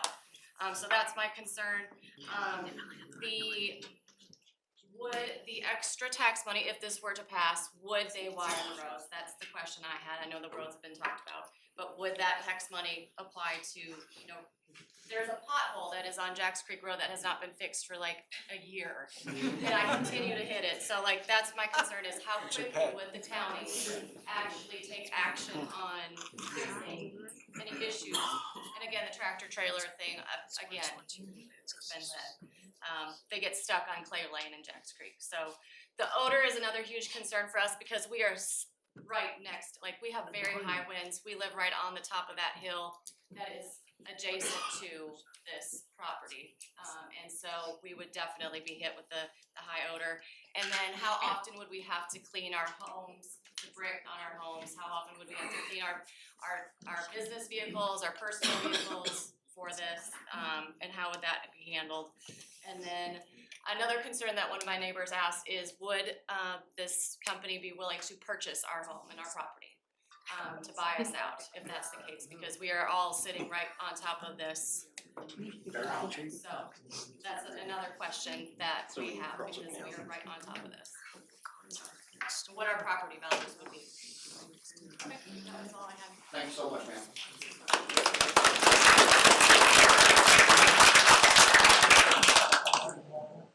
Yes, sir.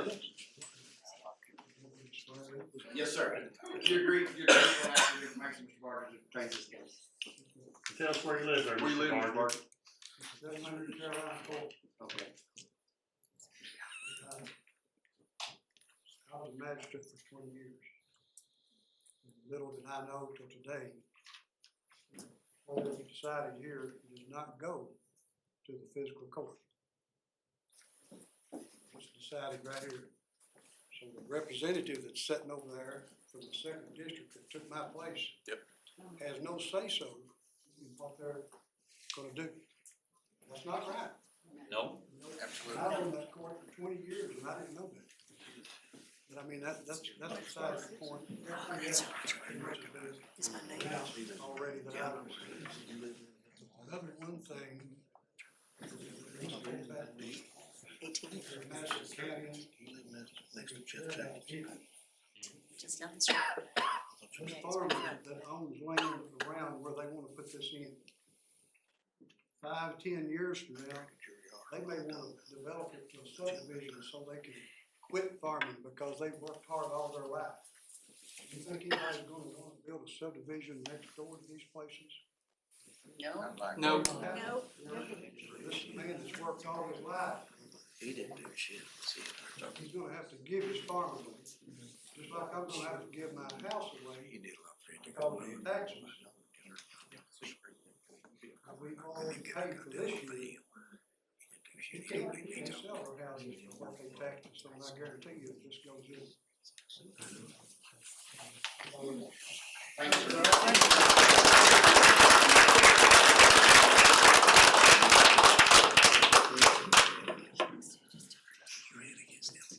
My name is Jared Davis, and I live on 2118 Kentucky River Road, and I just have like 2 acres. I know earlier they were asking how many. You're gonna get truth and record information. Yes, sir.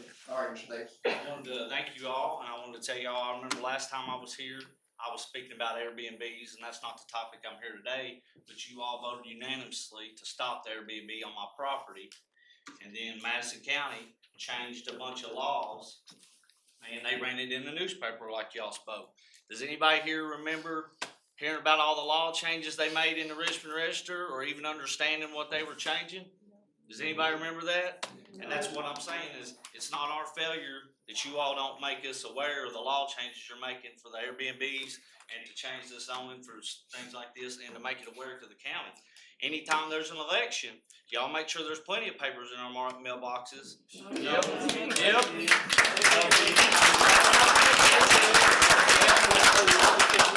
Y'all don't let the word out to the people. Y'all don't get it out to Madison County as strengthful as you do during election season. We're Just- not, we're yep. not elected, sir. Yeah, we're appointed. Well, I'm saying, And we don't have a say-so in this land regulation. yeah, you do, huge thing. No, we do not. This is what regulation we have to go by. So we don't have a say-so in making this. So what happens is the county has a comprehensive plan, and your magistrates and your fiscal court get together, and those have been around know how that works. They get together and they have a work session, and they look at how the comprehensive plan works, and they abide in that comprehensive plan in 5-year, 10-year, 15-year, and they make these regulations. Did they make the zoning change for this piece of property? There's no zone change. This is agriculture. It's agriculture? Yes, sir. So they're having to get a law change. They're having, they're having to request a conditional use permit to perform a specific item on this Why agriculture. aren't they being recommended to obey the laws that are already on the books and go to a commercial or an industrial site for this distillery? Why are we making land changes for them? Because I will tell you something. We're not making a land change. The- The zoning will not change. This will stay agriculture. How is this distillery? Because powers that be have determined that. Powers that be.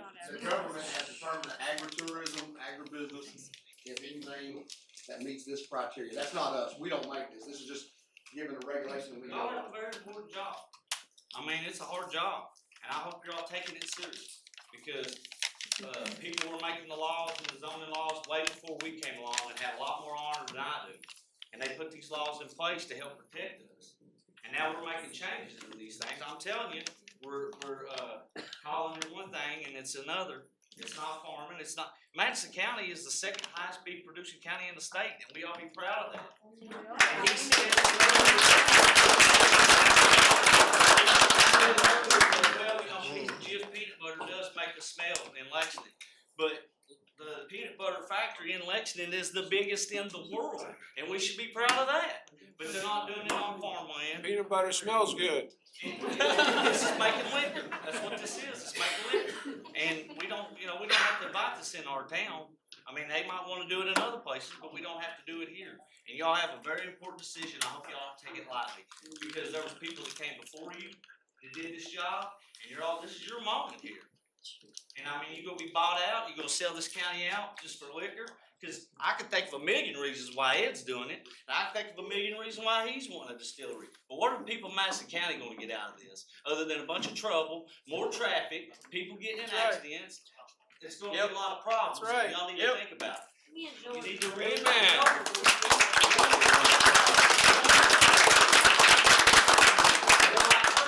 Anybody in this community right here knows what turkey mites are. And once you get them, you can't get rid of them. You can't get rid of them. So y'all need to think about it.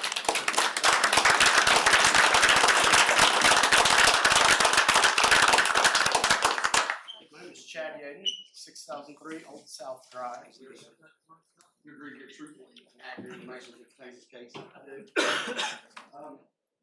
Actually, just to piggyback on that a little bit, I'm gonna throw out a couple numbers. To make oak barrels, an 80 or 90-year-old oak tree makes 2 bourbon barrels of single. 1 liter of spirits, it takes 37 liters of water. Meaning 100 million liters of water that's what's going to be used to make if this facility will pass. I understand that this is zoned agricultural. This is a factory. That's what a distillery is. You get past the flash of the nice entrance, and I've been on distillery tours, and they show you the great parts. I've been behind the scenes when I worked for an environmental services company, and seeing how nasty the waste is coming off of. Smells and all that stuff. And I'm going to finish reading Mr. Guinness McFadden's Facebook post on November 10th, 2017. Lexingtonians, not sure if you all are aware, Mayor Gray and all one city council members, was a lone holdout. Want to turn Cooper Drive between Tate's Creek and Limestone over to the state and designate it a highway. Yeah, you read that correctly, the highway. There was a council meeting last night where 50 residents expressed their concerns about giving up control to the state with little or no regard to the neighborhood. One council member, Jay Gibbs, even said if he lived in the neighborhood, he would be for the change. He does not live in our neighborhood. Everyone should be disgusted that Mayor Gray is trying to use our neighborhood as pawns for a larger scheme to develop a business park. It's not okay to trade our neighborhood to gain favor with UK. Alumni Drive is the only suitable answer. It's not a residential street, and it's the only street that makes sense for people who actually live and work here. I was encouraged by the questions some council members had after the residents were allowed to speak. Everyone can realize the long-lasting damage that road reclassification would do. Just look at Broadway and Euclid as examples. They both used to be beautiful tree-lined residential neighborhoods, not anymore. There's been no traffic study done to assess the impact of the extra traffic load this will create, and there's nothing in writing from the state that says they won't cut down all the trees and widen it within the next month or 10 years from now. As I said last night in the city council meeting, this will absolutely destroy our historic and beautiful charming neighborhood. Please help us save our neighborhood and write the council immediately that Cooper Drive cannot be used as pawns in Mayor Gray's business park scheme, and that's all we're asking for. Same thing he asked for in 2017. Don't use this as pawns. Thanks, sir.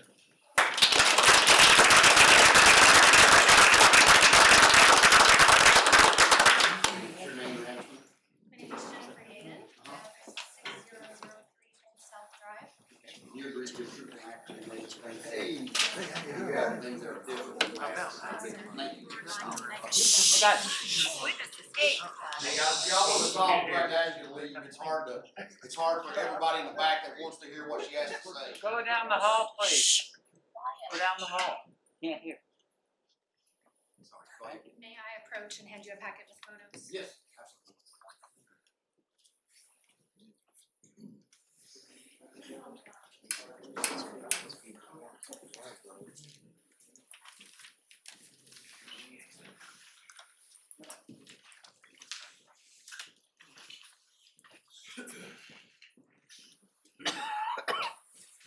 members of the board, thank you for allowing us to be here and to speak today.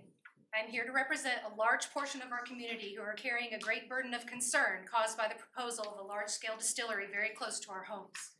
In addition to the heavy ecological impact and the loss that comes with the destruction of habitat, as well as the increase in traffic to the pristine area of our county, the presence of this distillery will be detrimental to area property values. If this plan moves forward, it will interfere with local residents' quality of life and enjoyment of their properties in numerous ways. The inevitability of the spread of whiskey fungus from a distillery this size is a real and present threat.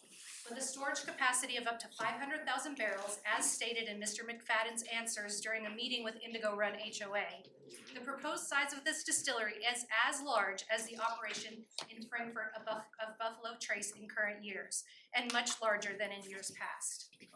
Up until 2016, Buffalo Trace only had the capacity to store 322,000 barrels, and they often stored much less than this over the years. There has been no attempt to disguise the fact that we are staring a huge operation in the face and the huge problems that come with it. Because of this, we do not think that the applicant can meet the burden of proof for a distillery of this size and the type of distilling and aging procedures that he chooses to employ. I grew up in Frankfurt and have spent many years living with the effects of proximity to a large-scale distillery. Although our home was 4 miles from the site, we often experienced the pungent, sickening odor created by the distillation process and the spent mash. The prevalence of the odor fluctuated depending on temperature and wind variations and how much the distillery was producing at the time, but it was always there. The majority of the time, the smell made it impossible to open windows or enjoy spending time outside without becoming ill. Even with the windows closed, the odor made it into homes, an ever-present and unwelcome guest. The experiences of visiting a distillery and living next to one are two very different things. If the owner does choose to live on the property as he claims, I hope that his family is prepared to deal with this reality. The other unwelcome guest is the presence of whiskey fungus. According to a 2023 study published in the International Journal of Building Pathology and Adaptation, this fungus thrives on ethanol vapors in exterior settings at concentrations as low as 5 to 10 parts per million, which is a minuscule amount. It has the ability to spread long distances, especially when large numbers of distilled spirits are being aged in a concentrated area. It is responsible for the destruction of homes, cars, trees and landscapes, home gardens, children's play equipment, outdoor furniture, the list goes on. It is difficult and costly to clean, especially on porous surfaces such as stone, concrete, stucco, and brick. The results of the same study noted above show that the rougher the surface is, the higher the prevalence.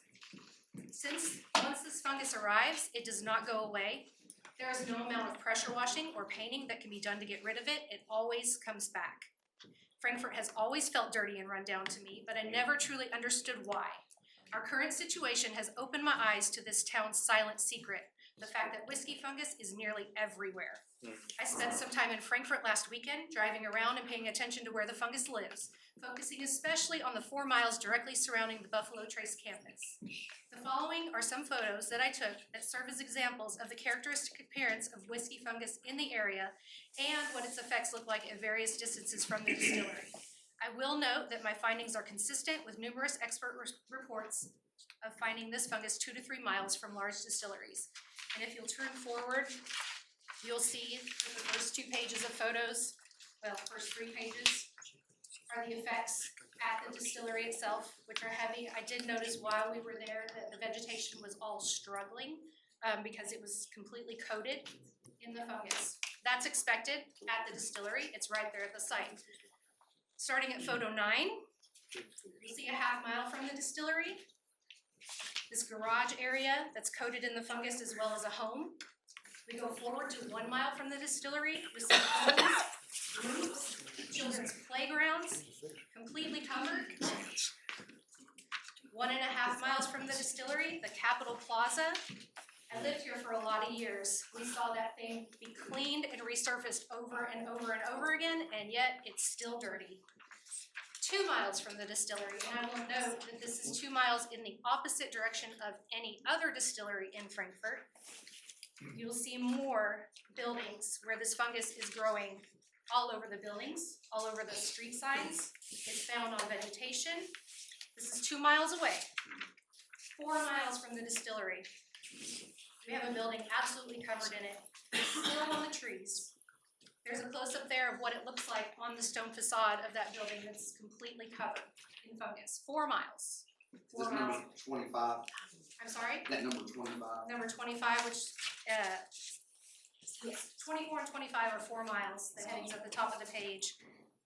And then the 2 photos on the next page that follow are the tree and the stone on that same property. So did you go to this property and ask them, the people that maintain it, and that's what this was fungus, whiskey fungus? No, I did not ask them. I took pictures because it is consistent with what whiskey fungus looks like. I understand that without testing, you can't confirm that, but when you know what it looks like, you know what it looks like. I didn't know if anybody came out and said, hey, here's where it's at, here's what's growing, here's what it looks like. No, sir. Quacks like a duck. I'm sorry? It quacks like a duck. Yeah. As you can see, whiskey fungus is fully capable of becoming a widespread problem in our area.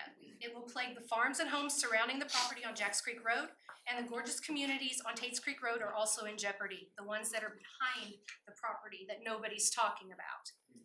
The same is true for all of the homes in Indigo Run, as well as Whitehall State Historic Site, which we are also not talking about, and Whitehall Park, and many areas beyond. The environmental impact of any attempts to keep it under control in the forms of water and chemical use are significant, as are the associated costs. There are also no conclusive studies to prove that this fungus has no long-term negative health effects on humans or animals. Most experts state that the impact is unknown. What we do know for sure is that all instructions regarding cleaning and removal of the fungus point to the need to use protective gear, including N95 mask, as mentioned before, goggles, and gloves. We urge you to consider everything that has been shared and to contemplate the very high cost of moving forward with this project. The beauty of this land will be lost. Historic county treasures will be destroyed. Property values will plummet. The residents who have chosen specifically to live in this place because it is beautiful, clean, peaceful, quiet, and safe, with fresh air and room to breathe, space to grow the gardens that feed their families and neighbors, away from industry, traffic, noise, pollution, and filth, they are the ones who will suffer. We have invested our lives here, and there is so much that we stand to lose. It isn't ethical for so many people to have to make such a heavy sacrifice for an industry and a product that's not a necessity and leaves so much damage in its wake. This distillery does not belong on Jacks Creek Road. It belongs in an industrial area or miles away from homes and farms where the vast majority of the effects will be limited to its own property.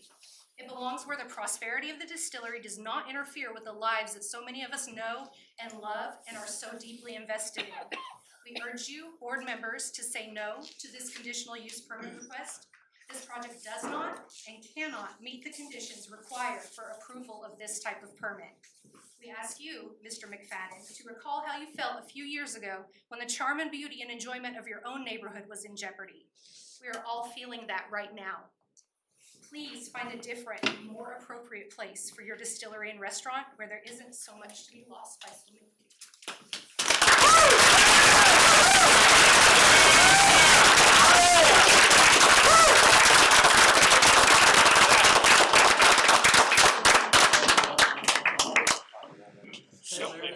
Yes, sir. That's 1796 Jacks Creek Road. Yes, sir. 5 Old Jacks Creek Road and 75 Old Jacks Creek Road. Yes, sir. You agree to give truthful and accurate information contains this case, sir? Yes, I do. Yes, sir.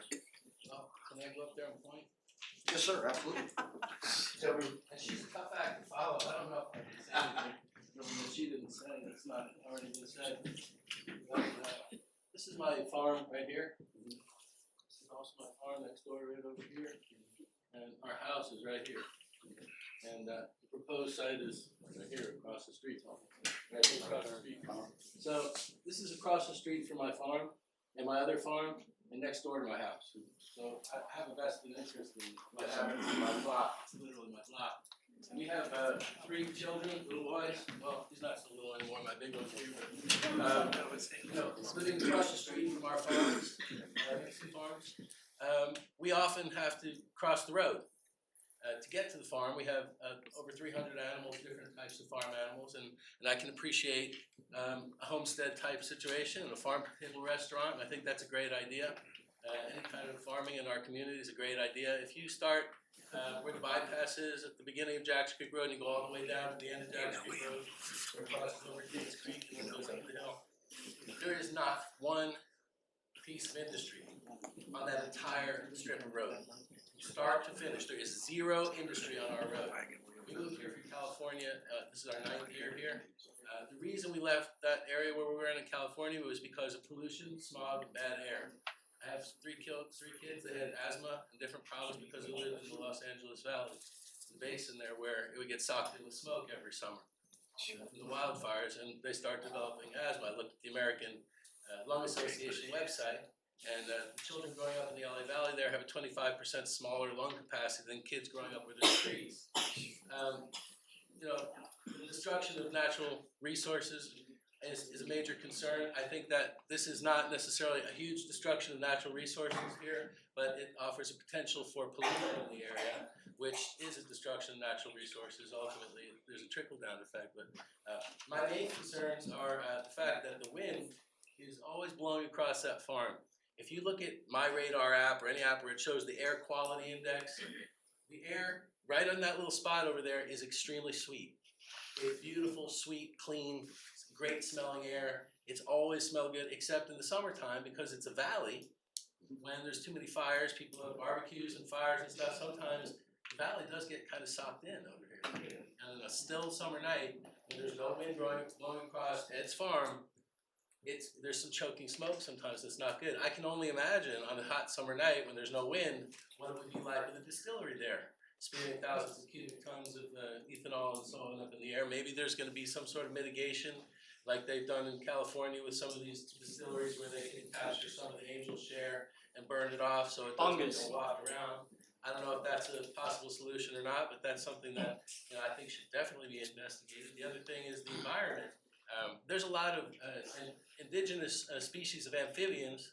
I don't know how many are endangered around here or not, but one of the things that when my son hit the time, he was 7 years old, we came here to look at properties, and I looked at properties all over Kentucky, and I settled here in Madison County on Jacks Creek Road for one of the main reasons was, I don't know how many of you all knew Tinker. Anybody knew Tinker? Well, Tinker drove us to the back of the farm, way down the bottom, where there's old oak trees, where there's a spring, with water coming straight out of the ground there, and we saw 5 or 6 different species of frogs within the first 5 minutes we got there.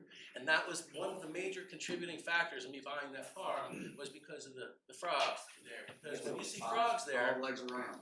well, not just bullfrogs, but all kinds of frogs. When you have I had a sense of humor trying to get frogs are good, But what I'm trying to say is, when the frogs start to go, that's the first sign of major environmental damage, and they're like the canary in the coal mine. So we bought that property because of the natural beauty and the intact environment that is still existing on Jacks Creek Road, where there is zero industry on the entire road, start to finish. Why anybody would want to bring industry where there's zero industry to a place like that, it's beyond me, except for personal gain and notoriety. Yeah, bringing taxes to the state, those are all important reasons for doing a business. Of course, taxes and money, it's a big thing. You got to support the county. But like so many people have said before, I'm not going to say it again about the roads. That old Jacks Creek Road, which is right across the street from the farm, it's a blind turn as it is. And my kids on a Honda, on an ATV or a four-wheeler coming around that turn, people coming up that hill coming from Clay Lane, it's a blind turn. You can't see. Somebody's going to get killed there. And if you have tractor trailers barreling down, coming up and down Clay Lane, like they said, it's like a roller coaster. You cannot see. And if you're going this way and they're going that way, and it's at night or early morning or something like that, you're going to have head-on collisions with tractor trailers on that road. Yeah, maybe there's a plan ultimately to widen the road, but what is that plan? I'm curious. And who are you going to take the land from? The Bennett farm? The people. How are you going to make that turn wider so it's a safe turn to get onto Jacks Creek and off of Jacks Creek from Clay Lane? That intersection is already kind of bad because it's all blind turns and stuff. Tractor trailers cannot make that turn. I moved here, we had a 53-foot truck, had to make that turn off of Clay Lane on the Jacks Creek Road. It took him a half an hour to make the turn, and then he had to turn around again, and it was a nightmare. It was a nightmare. The guy, he was just about stuck in the ditch. It took hours and hours to get him turned around. So I don't know what kind of plans are, but if that's the only entrance and exit off of Jacks Creek, not Tate's Creek, and there's nothing else except Jacks Creek Road, you are not going to have good traffic going through there with tractor trailers and on the weekends with the ferry, people come tour through the Jackson Creek with their motorcycles and cars, and, there's a steady flow of some traffic on the weekends. People in Indigo Run didn't see the sign because they're south, they're further down Jackson Creek from Clay Lane. They go Clay Lane, make a left, go to Indigo Run. They never make that right from Clay Lane up to where I am, a quarter mile up the road. So how would they have seen the sign?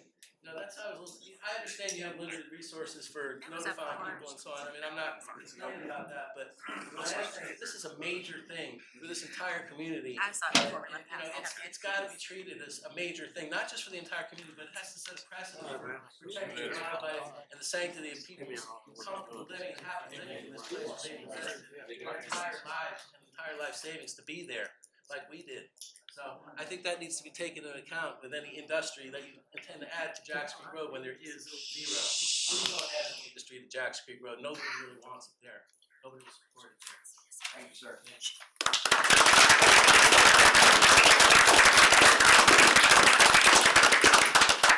I'm Jeff Jones, I live at 2474 Jackson Creek Road.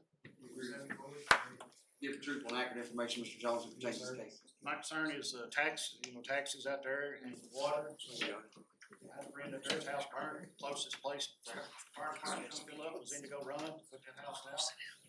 And I was considered, need another fire department out that way, so we can put a big industrial thing like we're talking about. And taxes and safety, all those farmers out there, hauls hay, and cows out there, safety for his tractor driving down that road. More traffic and stuff, that's not what we don't need. Thanks, sir.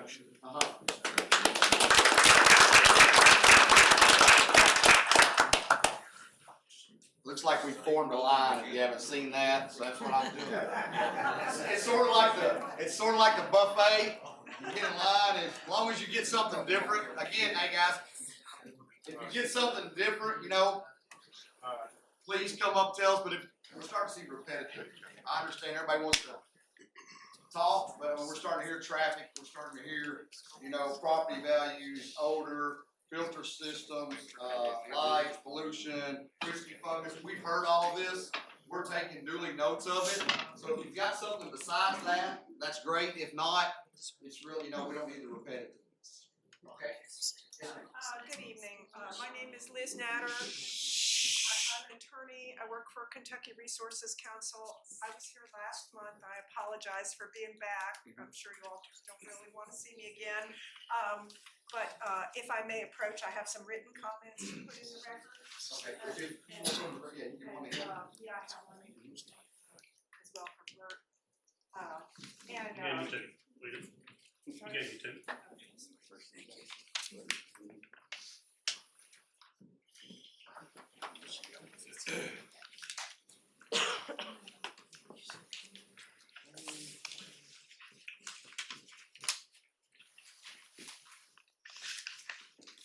And again, I'm going to try to run through these quickly and not go over. People have made a lot of good comments. They brought up a lot of important information tonight. Some of it was also heard last month on another matter. But I'm here on behalf of Kentucky Resources Council, which is a nonprofit organization dedicated to assisting Kentuckians in protecting their health and natural and built environments. And we were asked by residents near the distillery proposed by Mr. McFadden to assist in reviewing the application for this conditional use permit. That's why I'm here this evening. Yes, Ms. Yaden, who spoke about All of us. Indigo Run. So the people you're representing, she's a lawyer. Would y'all please stand up? We are. Here they are. Can you raise your hands, please? Just so we can see 1, 2, 3, 4, 5. Okay. And just to clarify, And some love. I represent only the organization, and we give assistance to folks. And so these folks have asked us to come in and review the permit. And Kentucky Resources Council certainly appreciates the role of bourbon in Kentucky's history and in making the state in general a destination for tourists. By the way, for everybody who sat in math class and said why am I here? I'm never going to use this. I did a couple of quick calculations. I appreciated the gentleman who gave some numbers. numbers, earlier. Also, in Kentucky, 2.4 million barrels per year of bourbon are produced. 100,000 barrels per year is a pretty big distillery. That's, 1/24 of all the bourbon produced. There are about 95 distilleries in Kentucky. So it's not, in the average, it's pretty bad. We also appreciate, I don't think, Mr. McFadden has any ill will. I think he's proposed, keeping 85% of his area in its natural condition. He said he wants to live on the property. We appreciate all of that, but for the reasons that we have in the letter, and which I'm gonna go over as briefly as I can, we do not believe that the applicant has met the burden of proof required for this body to issue a conditional use permit. And so we've laid out the concerns that we think would have to be addressed before any such permit were issued. And I'm gonna skip over some of this, but you've heard a lot tonight about whiskey fungus in particular, and with a distillery of this size, the applicant's statements about the lack of whiskey fungus up to now are not supported by any kind of scientific data or evidence that has been put before this board. Statements about. I can't hear, and I'm right there next to you. Y'all are gonna have to quiet down. We can't hear. I know the people in the back can't hear, so please. And I'm sorry, Yeah. I'm No, on the end it's of a okay. cold and I'm It's okay. projecting as much as I can. So just to go over what that burden is, the burden of demonstrating that the application complies with the standards in this Madison County Land Development Code, which has been discussed earlier tonight. The burden to prove that is on the applicant. The burden to demonstrate that it complies with the law. And some of the standards in that code for establishing a conditional use permit, and again, I apologize to the board because I talked about these last month, but that's on the record for a different issue, and there's a record to make tonight.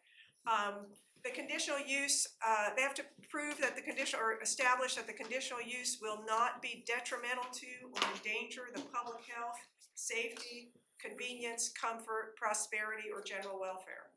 They have to demonstrate that the conditional use will not be hazardous or disturbing to the existing and future use and enjoyment of property in the immediate vicinity, nor substantially diminish or impair property values within the neighborhood. They have to demonstrate that the proposed use will not involve uses, activities, processes, etc., that will be detrimental to any person, property, or the general welfare by reason of excessive production of traffic, noise, smoke, fumes, glare, or odors. Fungus. And they have to demonstrate that adequate public facilities and services such as highways, street, I'm gonna skip some of these, fire protection, drainage structures, water and sewer, will be or are being provided. So that's the legal structure that the applicant is dealing with.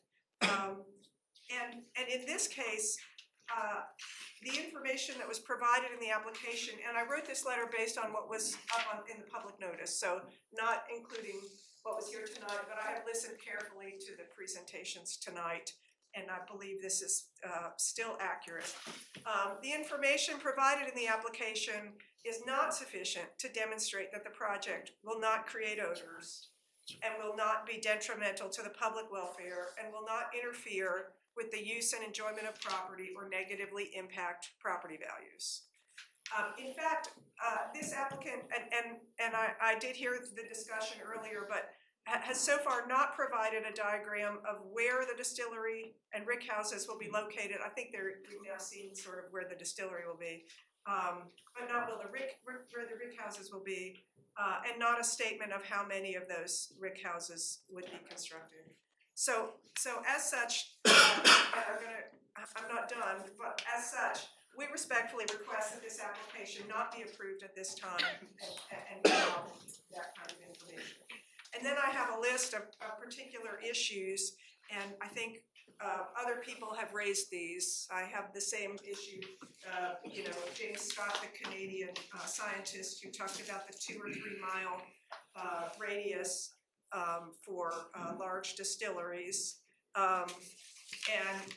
Given the heat, humidity, and the microclimate considerations, and some people, the speaker I think just before me, or two before me, just mentioned the way the air can hang, and I worked in Frankfurt for more years than I want to say, and certainly with the river there, the odor can really hang in the air. So I think it does depend a lot on the topography and the microclimate.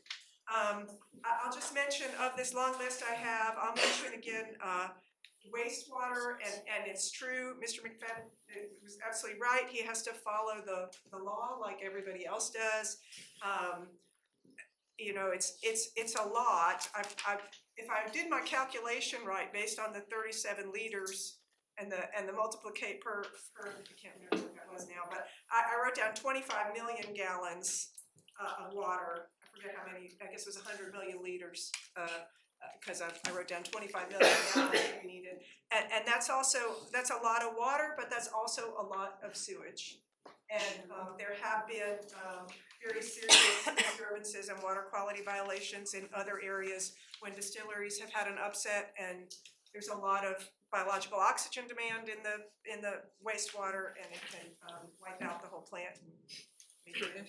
Raw sewage going into the water. I don't want to say that's going to happen, but it has happened. That would be it could involve a substantial public investment on sewer. I understand Mr. McFadden says he's looked into it.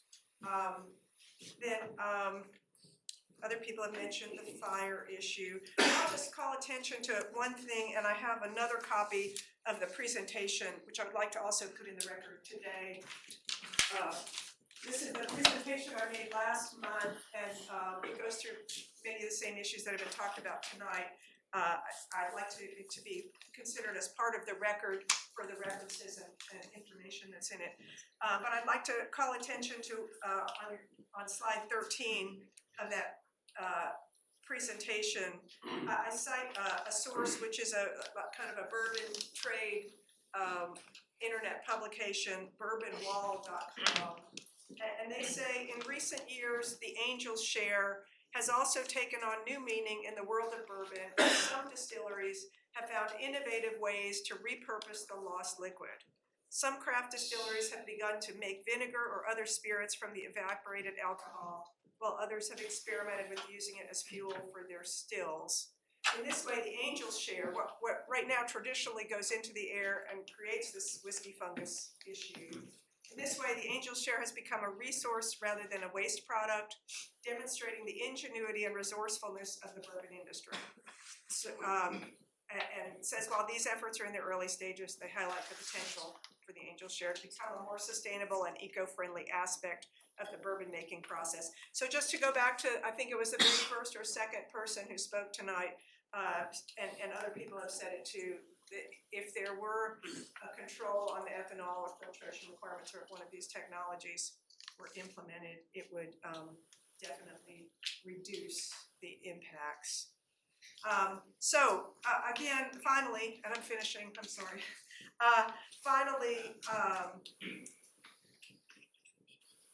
Kentucky Resources Council appreciates bourbon's special role in Kentucky's history, economy, and tourism industry.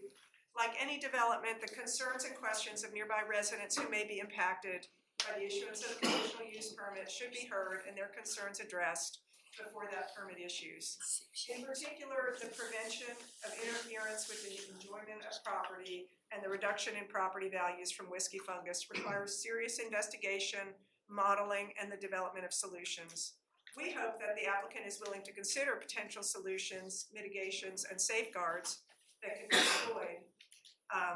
However, as of the information that's available now, Kentucky Resources Council asserts that denial of the conditional use permit, or at least a delay in the decision to allow exploration of those solutions, would be prudent at this time. Thank you very much.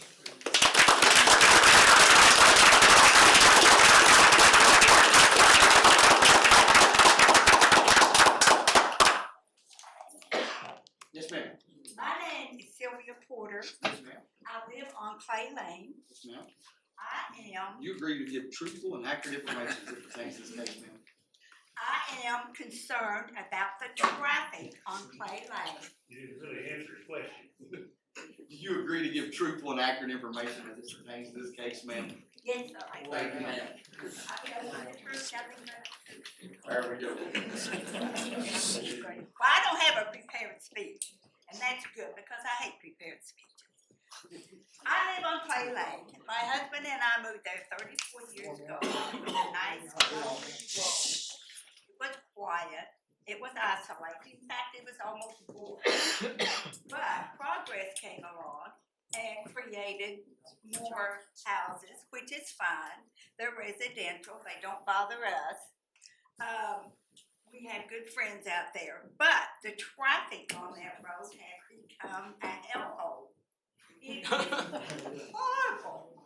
We had dump trucks going up and down that road, hauling gravel back and forth every day, several times a day. Not once. And sometimes the gravel would fall off the road, off into the road, and into our yard. So, I say my prayers when I get ready to pull out my driveway on Clay Lane. Amen. Lord, don't let anybody hit me today. Amen. And if I go out 2 or 3 times a day, I have to say the prayer over and over. Now, in 2014, a 150, it's an F-150 truck came off the road. They were coming from Jacks Creek. They hit a car on Clay Lane.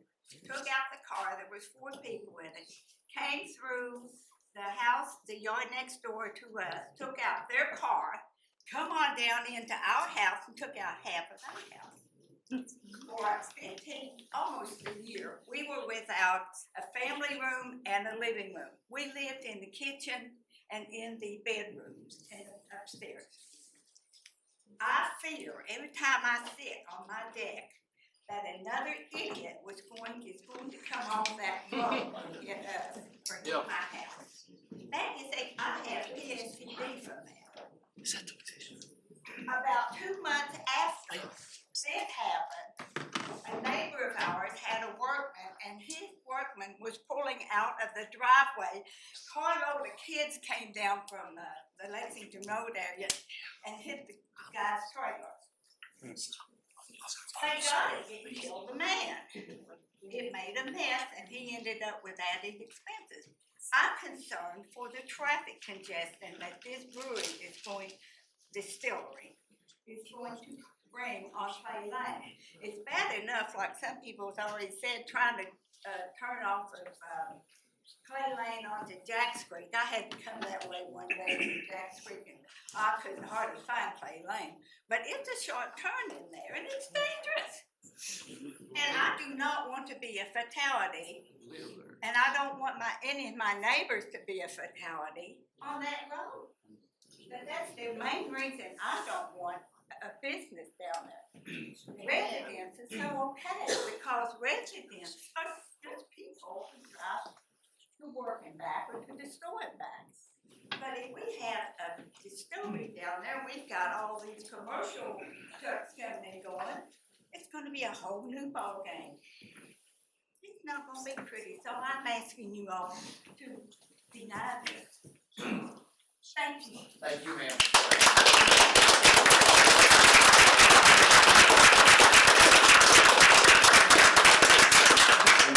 Yes, ma'am. My name is Shirley Hall. Guys, listen. I'm having a hard time concentrating. I know, I mean, everybody just wants to mumble. If you all wanna speak, let's give these people their due diligence to talk, so we can hear, cause you know, they were quiet when you all talked. So if you don't wanna sit here quietly, y'all go outside and converse, but let's give them the due diligence to give their, concern that they're allowed to do. Thank you all. Sorry, will you please state your name again, ma'am? Shirley Hall, and I live at 1800 Jacks Creek Road, straight across from where they want to put this in at. Okay, Ms. Hall, you agree to give accurate and truthful information to the case? Yes, I do. Thank you, ma'am. And what I'm concerned about, I'm 75 years old and I do not want to relocate My husband's 79. I'm not in the best of health because I have lung problems. And when all I heard here tonight of the fungus and everything this produces, I do not want that distillery in. And folks has commented on the roads. I would like to make one that no one has commented about tonight. There is a small bridge on Jacks Creek Road that no big trucks are supposed to be on. So that would make a big thing right there. And the turn in there where that they were talking about it turning in, even a pickup truck has a hard time turning in there. So that's what I had to say. Thank you so much.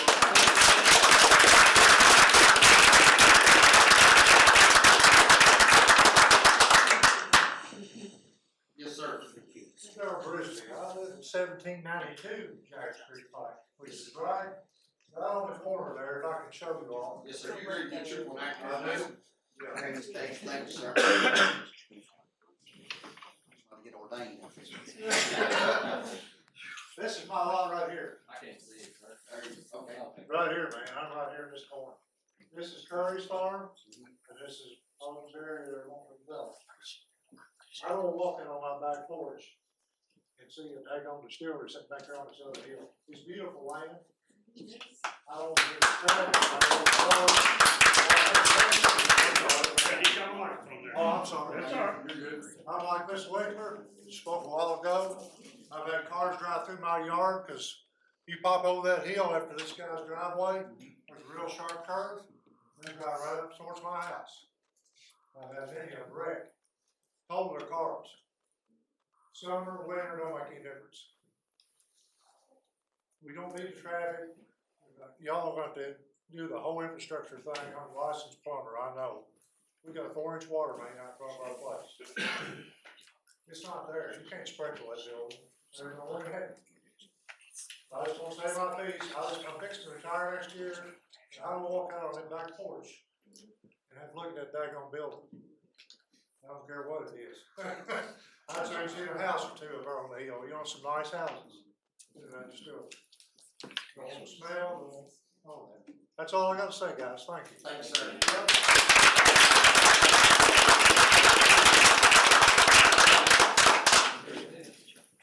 Sir, Bruce Barnes, I live 1394 Jacks Creek Road. you agree to give us truthful and accurate information as the state wants? I do, sir. My question is, I work in construction, I do excavate work. So through hearing all this, and some may know, Bert may know, of course, but when we're talking about proposing this, water line increase, well, I've done some research on my own, and a friend of mine that manages Buffalo Trace, and they produce between 415 to 425,000 barrels a day, or a year, I'm sorry. And they use anywhere from 150 to 200,000 gallon of water per day. Per day. That's with for the coolers, distillers, all that. So we're talking about a structure that could possibly do 75 to 80,000 barrels, right? Okay. So with kind of doing the hydraulics of that, which some of the stuff that I learned and I know, that'll take at least a 10-inch water main to run that. So with saying that, you're already 2 inches bigger than the water line size is that's on US 25 that's in place right now, correct? It's an 8-inch line, I helped put part of it in. So, with that being said, an 8-inch, as we all kind of know, can't feed a 10-inch. So, is our county willing to go 5.5 miles back down 25 to a water tower to restructure that line for one project? I don't know. But you're talking about very, very costly. Especially with this water line that we've just put in, which we installed our internet. You said, Internet cable system. that's currently an 8-inch line going down. Yes, sir. No, down US 25. Down US It's a 25. 4-inch down Yeah, it's not, Jackson Street. Okay. At the turn, it's not just at that. this proposed property, there's a 6-inch going across that they put in place 10 years ago, 15 years ago for Indigo Run to loop up. Which several people has already had, and we're not talking about that, but everybody's had issues of water pressure issues in the past. Flow issues. But we're not there. Let's stay on focus of what we're wanting to talk about here. We're talking about trying to feed a line. That's impossible. It's impossible unless you're gonna spend millions and millions of dollars. I don't know if the county is prepared for that, because I know the county is interested in a northern Madison County industrial park. But we're not even designed for that especially not for a distillery that can make 200,000 gallon water per day. And that's really facts, that's not fiction, that's facts.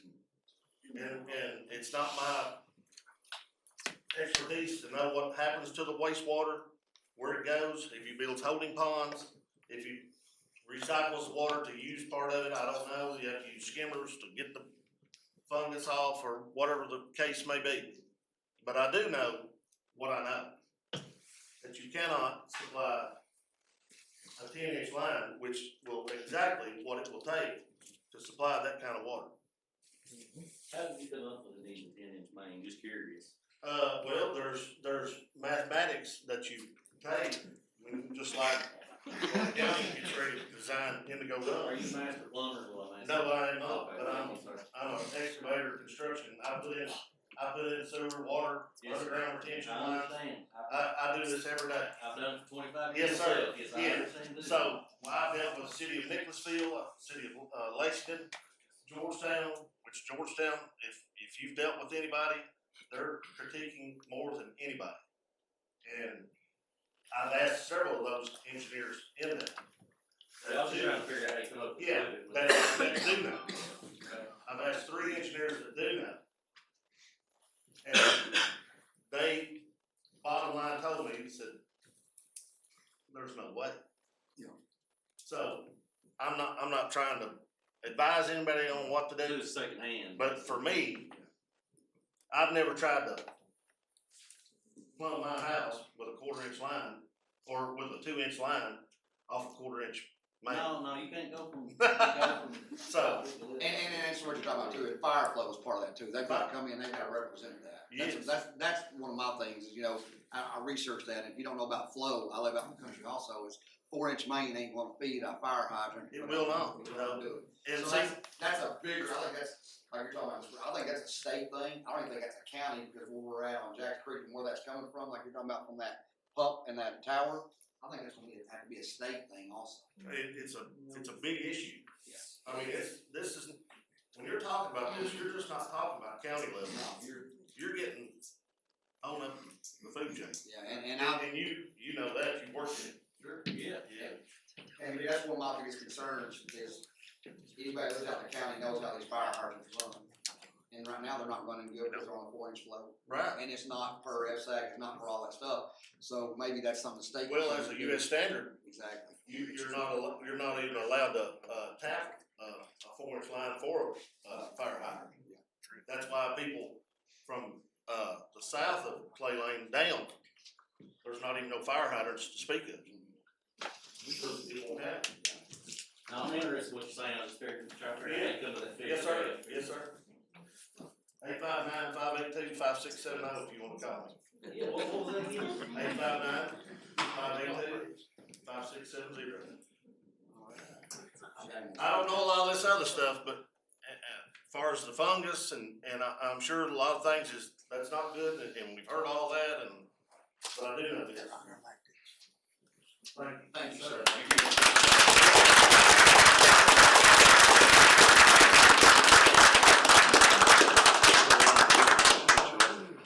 Is the line still down?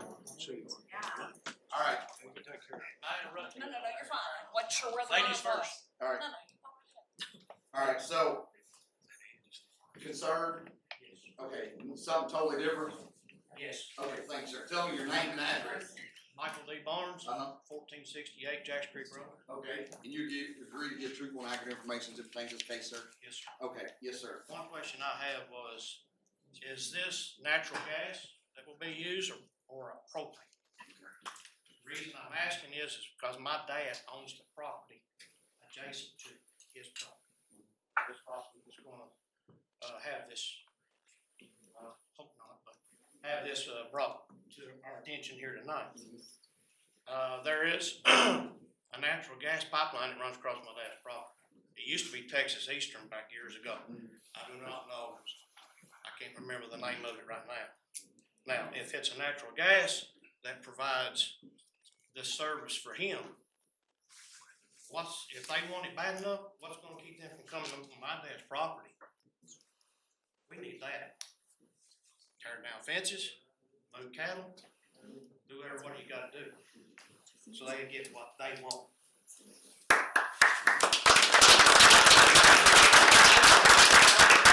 The reason I say it is because these pipeline people come in on my dad's place, they don't give a rat's rear end what they do to him. And my dad's been down there since the early 70s. That's when we moved down. Now, my dad has been, and my Uncle Tom have been down there since they were babies and both. I moved down there in the early 70s. I'm getting tired of people running over the top of my dad. This is what's gonna happen. Do you care? Do you care? Do you care? Do you care? No, you don't know. You don't know my dad from Adam. I'm getting sick of it. Now, if they decide if it's natural gas, they're gonna decide if they want it, like I said. They're gonna come in there, we want that. Well, yeah, we'll tear down the fence. Yeah, they might offer to pay it back, let me tell you, they never put it back the way it was. If you don't believe me, go down Jacks Creek and where the gas pipeline goes under Jacks Creek off of the Bennett farm. Look at the fence, the sorry piece of crap they put back up. Not to mention the damage they do to the property, it's rough. Amen to that. Second of all is, I know we've all talked about the track, and I don't wanna be the dead horse in the heat. But do you know how many times my dad's about got run over with his cattle trailer? Or my brother pulling out of his driveway? There's a straightaway right there.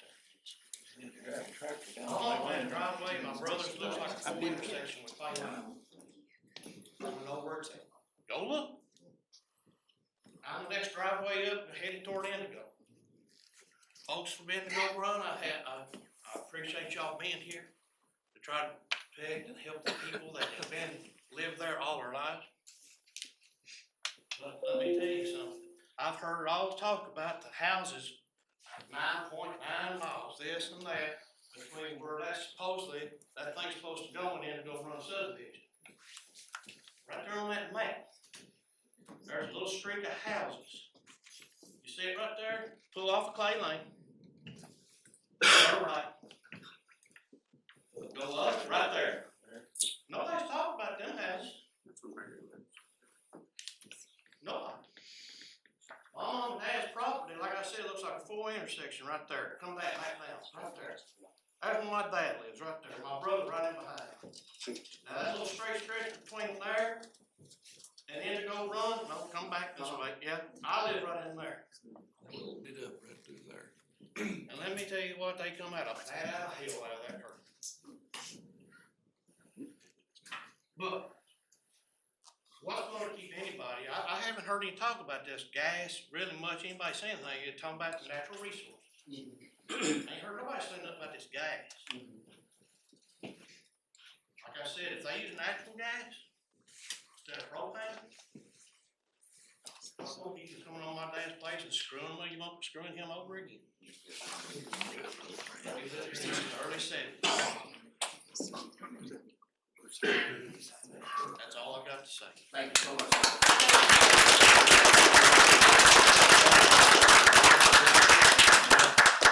Yes, ma'am.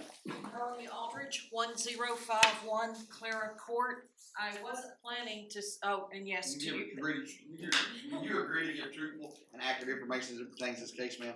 Yes, I actually wasn't planning to speak tonight, but I made some notes while I was sitting back there, and I am going to try not to ramble too bad and keep it pretty brief. I have just a couple of comments about this and the one from last month, and then Can't talk about the one last month. We can only talk about what's at hand right now. I understand. My only comment about the one last month is comparing it to this and the difference between the two. Because there is a considerable difference based on how they've been presented thus far. And there's a lot more to these projects than just the conditional use. Y'all know that. You don't need me to tell you that. So, but I do just want to make that comment on record that there is a good bit of difference between the two based on what information has been provided thus far. And just because one might be granted doesn't necessarily mean the other should be granted. The other comments that I have to make are just some general comments to everybody here. I want to thank y'all for your service. Bert, I've given your office some grief over the years. You're not following me. I know, but and it was primarily before you started, before you came into your role. I started learning about these processes a number of years ago when we moved into our house in '99 and became involved in a lawsuit about a development within a year of moving in there. So that prompted me to learn about the planning and zoning process, the comprehensive plan, and those kind of things.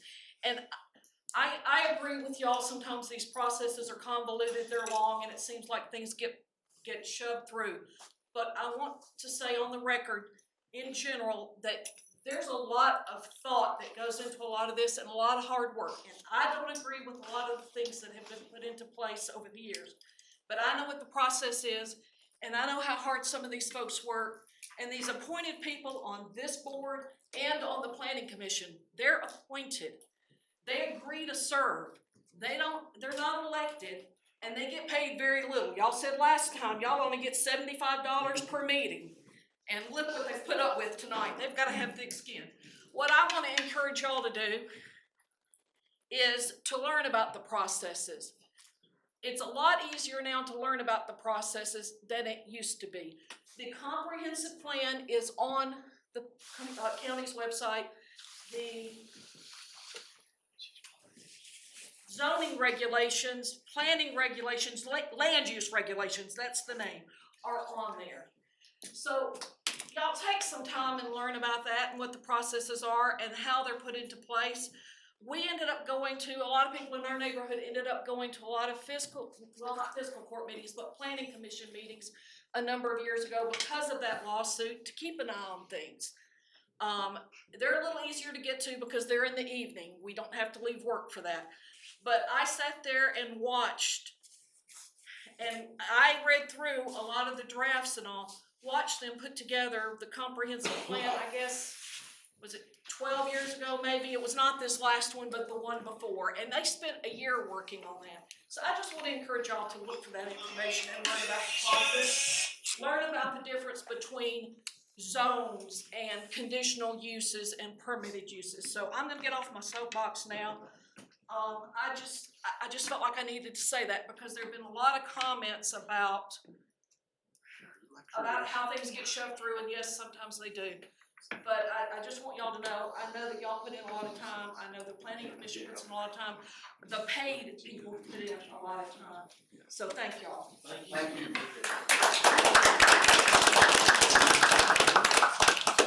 So, real quick, y'all don't care, we take like a 5-minute break so we can go to the restroom. And what we'll do, if there's anybody wants to speak in support of this, we'll let you come up and speak, and then we'll have those applicants, the applicant and the lawyer come back up and Make a motion, take a 5-minute recess. I got a motion, take a 5-minute recess, please. I make a motion, we take a 5-minute recess. Mike Abbey. Yes. Keith Parker. Yes. Weaver. Ralph Hall. Yes, please.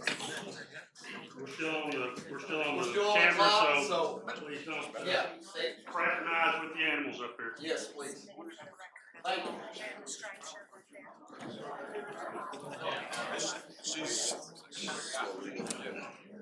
Oh, Lord. How did you get through security?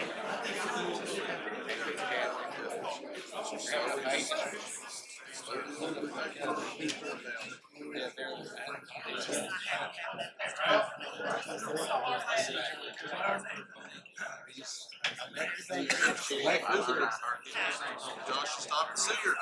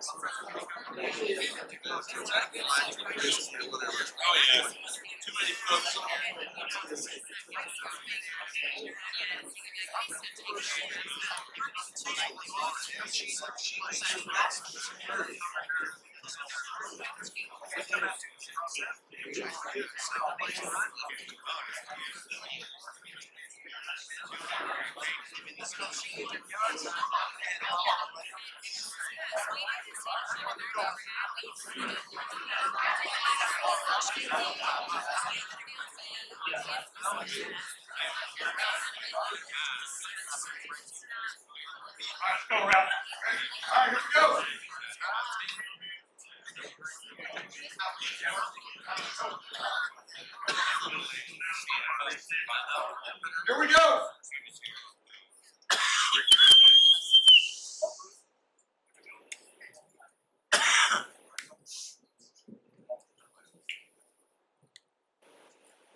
motion to bring the meeting back into order.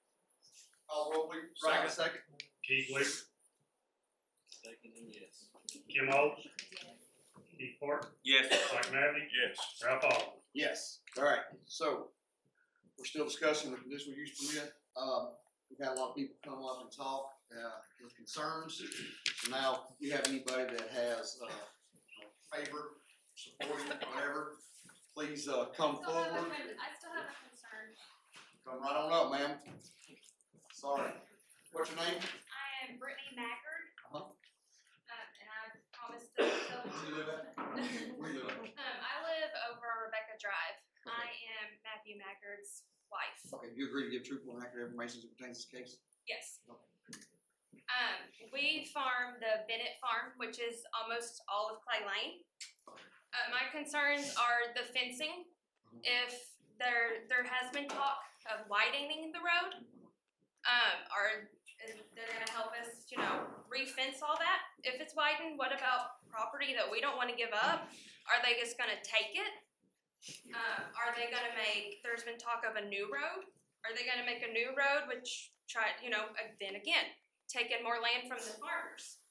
I'm a stay-at-home mother, and our source of income is this property. And our family depends on it. And we're the third generation on it.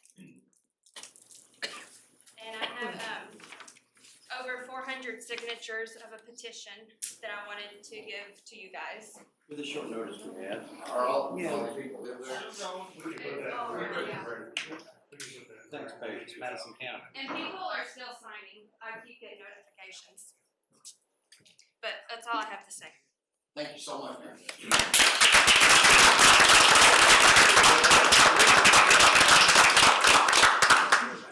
All right. I'll show you a piece.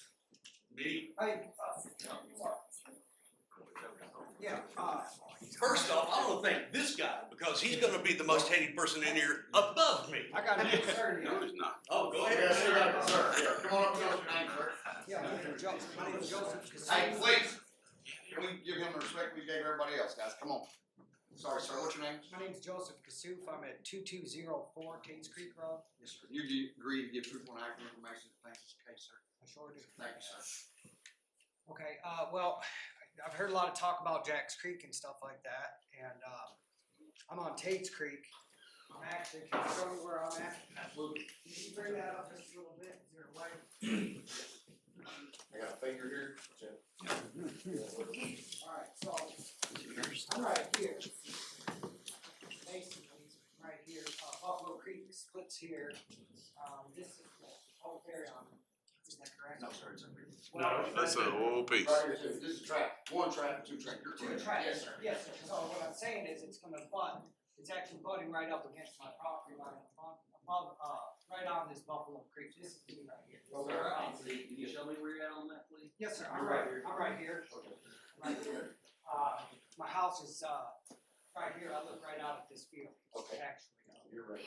Yeah, I'm this whole place right here. Okay, This little triangle right here, right down in here. And, Fellas, You go back to mine, that way I'll point and you talk, okay? yeah, no, that works for me. Alright, so this is your property here. That's me right there. Alright, your house is right around here, sir? I'm right there, yes, You sir. can see out this way, right? I Facing look that way. straight through that field. Okay. Yes, sir. And, I'm a little bit just wondering what's going on with that track. Obviously, as it borders me and stuff like that. 'Cause I wasn't really clear on this map here, where that actually goes down, how that comes down. So if you turn it this way, I'm right here, correct? Yeah, you're right over there. I'm right here. Yes, sir. And so what I'm concerned about is what they're doing with that second track. Okay. Since the distillery's up on the first track, and the brick houses are gonna be right in that field right there. I'm just wondering. Okay. And that's, we'll take no land, we'll try to get an answer that for you, sir. Alright, thank you so much.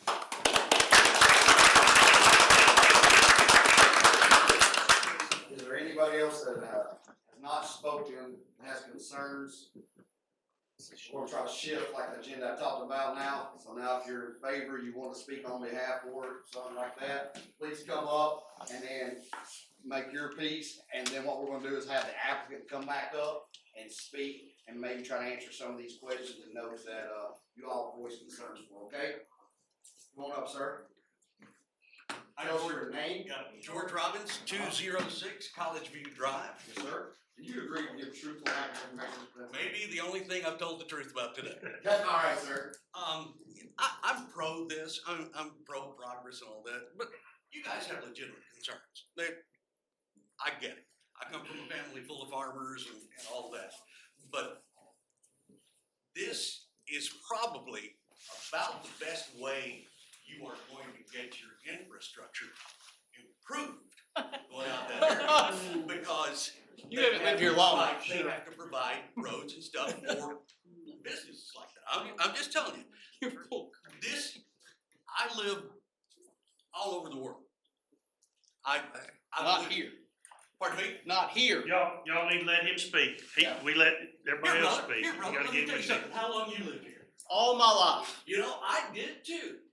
I was here in 1959, and with the exception of the 6 years I was serving my country in the Air Force, this is the only place I've lived. And You just said you lived all over the world. I did. I was in the Air Force for 6 years. Okay. We got planes and everything. Really? When I have, oh, one other thing too. I've heard several of you say, you know, there's none of our representatives here. There they are. There's Steve Lockmuller. He's your magistrate. He's no UK basketball player. He's missing the game. So, when I have, Important in a game. pardon me? It's more important than a All right, game. guys. That's fine, we have time to talk. I have old war buddies call me all the time wanting to come to Kentucky. The first thing they ask me is, are there any distilleries where you are? Nope. So they don't come here. Tourism is a huge economic boom to our state and our county. So I don't know what else could be better than a distillery. I don't even drink. Air. Guys, I get your concerns, but I just don't understand how you want to stop this. It is, one lady said, you know, it's progress. Yes, it is. You guys remember the old DeJarnick farm? You've lived here all your life. You remember the DeJarnick farm? That's where the EKU bypass is now. I know. My grandfather developed it. Developments help communities. We're gonna have to make up some tax base because the depot and CSEP is gone. We're gonna have some other kind of revenue stream. Now, this is gonna be shooting BBs at the battleship. But you've got to have industries like this that are willing to invest in our community. For them to say 100, 125 jobs. That's pretty good. Think of another industry here in the town that has 125 jobs. And I get that you guys are concerned about traffic. I've heard that. I drive back and forth to Lexington every day, and I haven't called the federal government and complained about myself, which is horrible. But guys, I don't know what you want. What would you want to put there instead of something like this? Nothing. That's a rhetorical question. Subdivisions. Houses. Hey, Thank you for understanding. I'm just telling you, this is your best chance to get something in there that is not going to ruin your property. What? Okay, well, I live in 206 College View Drive. If you want to come by and egg the house, that's okay. My wife's there. I don't like her much anyway. But this is a good opportunity for our community. Tourism is a big thing, and it's one more reason for people to come to our area. Because there's cattle farms here, and I think we need cattle farms. We also need drugs, and we have to work together. Did you say we need drugs? What'd you say? Growth. Growth. Oh, okay. No, I need drugs right now. But guys, I'm sorry, I'm just completely on the other side. We can fight and complain and do all, but there hasn't been any real epiphany for me as to why this should be. a lot of, Your kids don't live across the street, sir. my kids grew up here, sir. My kids have lived here all their life. And I have property out there. We had a farm. You're off of Lancaster Avenue. You're not even from that area down there, so you don't have a, Hey, guys, you have not an opinion in this matter. We had a farm out there. We can't debate, guys, hey, stop. George, this is not a debate. It's This is not a conversation. It's a public He's forum. giving testimony, just like everybody else was given the opportunity. If you can't follow the rules of decorum, Yeah. it's a price you pay for living in a civilized society, you'll be asked to leave. And I hate to be that way, but we're gonna keep this civil, okay? I don't wanna be here till midnight. This is more important than the UK game, but we're not gonna be here all night regurgitating the same concerns and problems. Let him say his piece, just like you all got to say your piece. Let them say their piece, let the applicant come back up, and we'll all be done. If you ask a question, can I answer? This He's asking, no, okay. They're a comment. I'm just asking a question. Have a seat. I'm just asking a question. Nowhere near. You know, it's like, Thank you, sir. it's pushing a rope. Next. Okay, come on. Yes, ma'am. Hello. Lori Murphy Tatum, Uh-huh. 124 Susan Wade Drive. All right, and you agree to give truthful and accurate information in this case? Yes, sir, I do. All right, Ms. Tatum. Thank you all for having me tonight. I am the tourism director for the city of Richmond. So I have a different perspective as to why I would be for this conditional use permit. This is going to provide a unique opportunity for tourism here in Madison County. Bringing a bourbon distillery has been a priority of ours for many years. Madison County is blessed with historical significance, cultural heritage. We have wonderful attractions, and we see a lot of people seeking the essence of Kentucky. One of the things that we notice a lot in our tourism office is folks asking, where's the bourbon? Where's the bourbon trail? We had folks from Australia yesterday looking for a bourbon distillery. That is something we do not have. It is something that I think would be wonderful for our tourism demographics. We would be, if we were on the bourbon trail, we would be the first heading north, we would be the last heading south on I-75. It will produce high quality spirits. It will serve as a beacon for tourists seeking an authentic experience. Visitors will have the opportunity to learn the art of bourbon, and they will also be able to see what makes Kentucky unique from the rest of the country. The impact of this distillery would be a catalyst for economic revitalization, driving tourism spending, creating jobs, and supporting local businesses throughout our community. The distillery will inject new energy and vitality to our economy. Furthermore, this distillery represents a continuation of our proud heritage. Bourbon is not just a beverage, but is preserving and celebrating the tradition and the honor of generations of Kentuckians who have contributed to the legacy of bourbon making in our state. I ask that you please consider granting this, and this will show that Madison County is open for business, innovation, and growth. Thank you. Do y'all have any questions for me? Thank you. Next.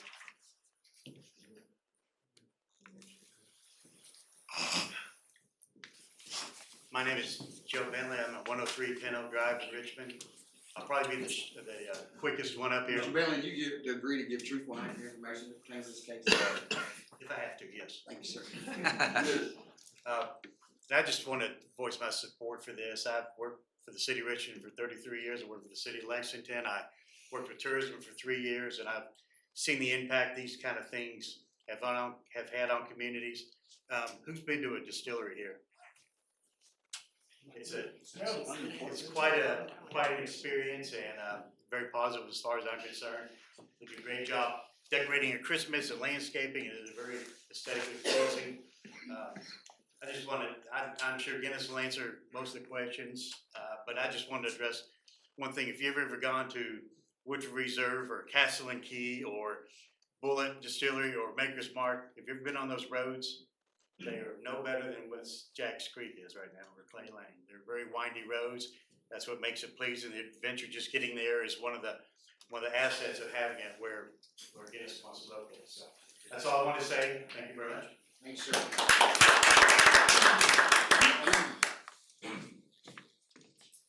Yes, sir. State your name, sir. Scott Wiles, live at 108 Israel Drive. Yes, sir. You agree to give truthful and accurate information as it pertains to this case, sir? I do. Thank you, sir. Just like to start off saying I support this operation. The Bourbon Trail, at one point in time, and it still may be, was one of the largest, or was the top tourist attraction in the country, which says a lot. It's in the state of Kentucky. So I think bringing this to the county would not only, it's going to bring a lot of traffic, but it's going to bring a lot of revenue for the county, and with revenue comes improvement.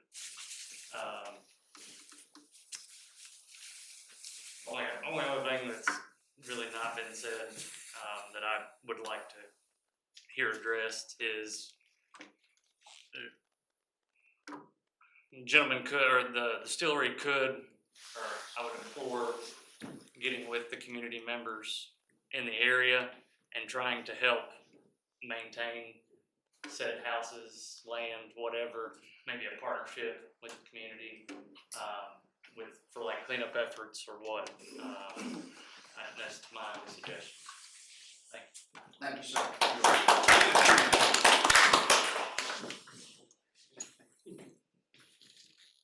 Yes, sir. David Jones, 451 Big Hill Avenue. Yes, sir. You agree to give truthful and accurate information as it pertains to this case, sir? I do. Yes, sir. I work with a lot of the different historical groups in the county, and in the course of this, I've read a lot and heard a lot about the proposed distillery. And one of the things that kept coming up is that Madison County is not a part of the bourbon culture, never has been, never should be. I don't know how many people in here realize 100 years ago, distilleries were the leading industry in Madison County. And in 1919, when Prohibition was enacted, it dried up here. Overnight, we lost our leading industry. That would be much like the Depot or Eastern Kentucky University shutting down, going away. We had a chance to bring that back in a very dignified, sustainable way that honors our heritage. And I think that our local history groups are very supportive of that and would like to see that brought back. I've seen what Mr. McFadden's vision is. And again, I think that honors our history, our land, and our culture here. And I would like to see it brought back, and I hope that you folks will go ahead and approve the conditional usage permit. I would certainly rather see a distillery go in than another giant subdivision or some other huge development. You know, this is obviously done in a very thoughtful way. I've been to other distilleries and they honor that history and culture as well.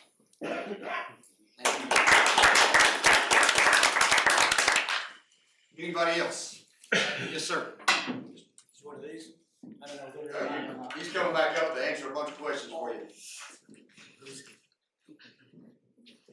Don't worry about me. Tell us your name, sir. Steve Harrison, I live at 1026 Palmetto Drive in Indigo Road. Yes, sir. Agree to give truthful and accurate information that pertains to this case. Yes, sir.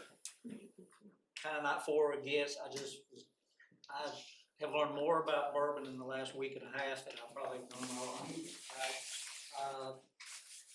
I actually took a day, I've been to distilleries prior, took my granddaughter down to Heaven Hill. It's a pretty interesting tour, pretty amazing the way they do it.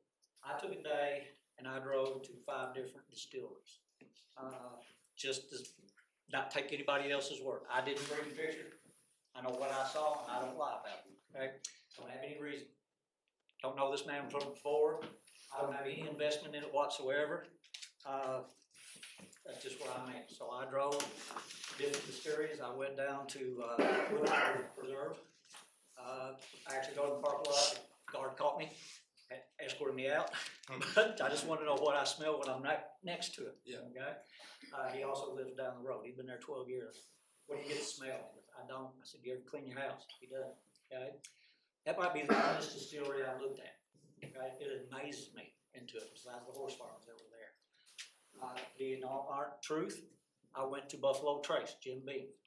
Worst distillery, as far as what was there. I drove into that employee parking lot. I sat there, I got out of my car. The smell was horrific. You will not lie. If I had to live in my house and smell that every day, I would not like this man to try to do it. It was terrible. I drove out to the visitors parking lot. It was about half the smell. I drove out to their little area. I sat in their picnic table was, no smell. Out on the road, no smell. As opposed to the lady, I did not take pictures. I went across the road. I stopped at a gas station. Mark, the people looked at me like I was crazy. And I said, how long you worked here? They were 5 to, I don't know, a bunch of years. I said, here with the distillery? Yeah. I said, y'all get a smell? No. Y'all ever clean your building off from the fungus? Y'all look like I was crazy again. Okay? Across the creek up the road, there's some more distilleries. I drove up there, they're in business and residential.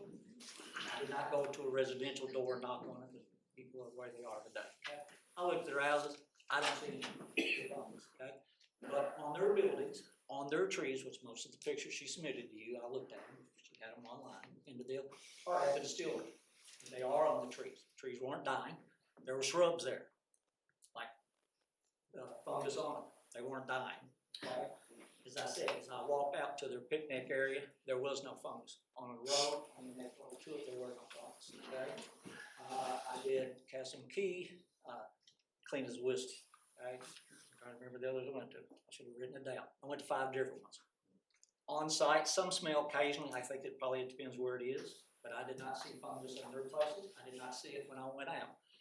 Next to them, there was a middle school. I did get out there because somebody said something. I went out to their playground. Okay? I checked their playground equipment out. There was no fungus. Okay? That's probably a half mile to where the store was. I didn't see it. Okay? Maybe I was there on a perfect day. Maybe they had just scrubbed the place down, all the area around it. I find that hard to believe. Okay? I just didn't see what she's showing on exit Buffalo Trace and on the distillery building. That's been there 200 years. Okay? End of the deal. I just didn't see it.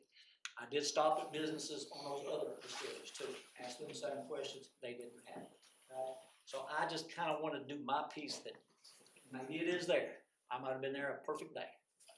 I find that hard to believe. I didn't see it stuff. Okay? I'm not saying it couldn't happen. I just don't see it. My only other thing is I'd like them to answer my questions are, is this a go or no go from his point of view if the state doesn't put in a better road?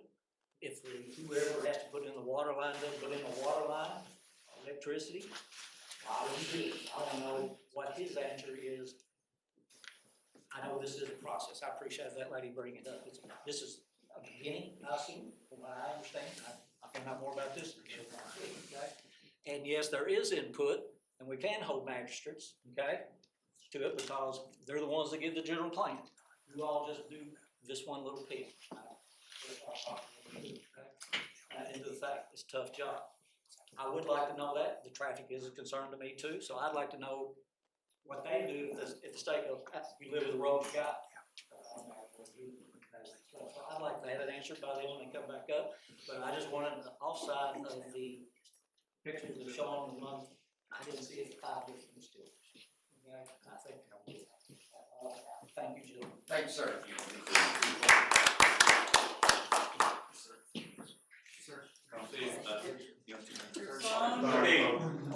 I really need that. Thank you. Yeah, I'm already getting this.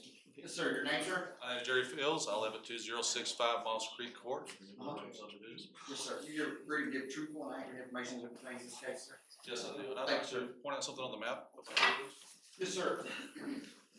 I'll reference it after I go back. Okay. Show you what I'm talking about here. You see there's some bars here. Let's do here roughly. Just keep this in mind, right? Okay. If you look over there at that was put up, you'll see power lines are also listed on there. That's what I was referencing up on the map, and I'll point that out earlier.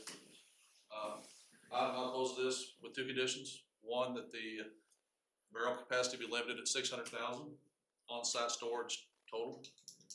2, that all rickhouses and drying for the stillage be below that line I just went up and pointed out there earlier. That, I went and visited the site myself and looked at it from the road. I didn't trespass, should have probably, but there's a little hill there. I also drove around to check it out myself, looked at satellite images. I went to a lot of effort to go and educate myself. I ain't gonna lie, when I first heard about this, I was like, it's not a good idea. First gut feeling. But I don't know, so I went to find out. Everyone's perspective on this is different, obviously, so I'm just gonna give my perspective. I have done, as it turns out, I have relatives in the Marstown area, a lot of distilleries there, everyone knows that. I never really noticed, other than I've driven by some there that I'm like, that's not good, and others didn't notice, or that's pretty nice. I did the same thing, or very similar to what Steve had done earlier. We hadn't even communicated that at all, just pure coincidence. And I went out and visited some of the distilleries in this area that I had not visited. My experience was your mileage varies depending on the distillery, the terrain, the wind direction, you know, a lot of factors. This is not an easy decision to make for anybody. And I do not envy your all's task here.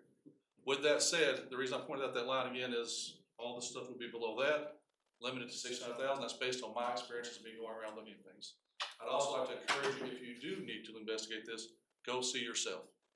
It is hard to replicate everyone else's perspective. And go see other things yourself. That's the other thing I would recommend. I don't really have any questions at this time. That's just my statement. And I would like the conditional use of 2 items I listed to be considered, please. Thanks, sir. Thank you all. All right. This time, nobody else. I'm gonna speak against this. I know I missed my vote, but I've not heard anybody else address this. My name is Peggy Ashwell. My address is 240 Carver Street Road. Okay, you agree to give truthful, accurate information to the taxpayer? Okay. I think it's just shame that Richmond, with all that we can have for tourism, that we have to have a distillery. We already got a winery.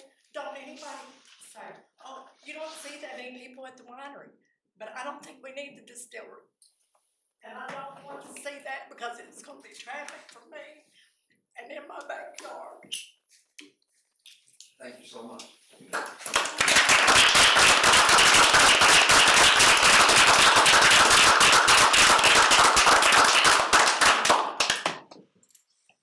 All right, at this time, there's no more concerns or favors. I'm gonna let the applicant come back up and Mr. Isles and answer a bunch of questions.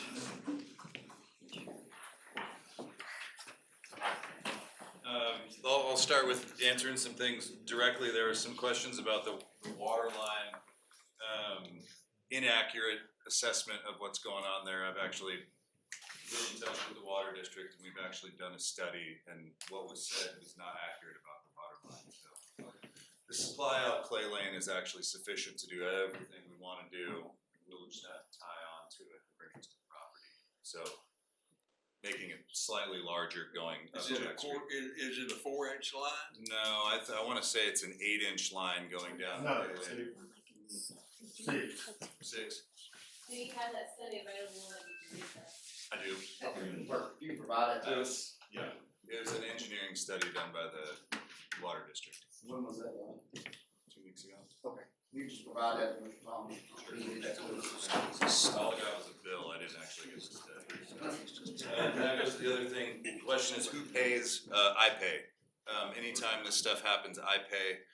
In the instance of a gas upgrade, it's more like we're giving the gas company a loan, and then as people tie onto it, we recuperate, and as we use gas, we recuperate. So we pay for all of those infrastructure upgrades.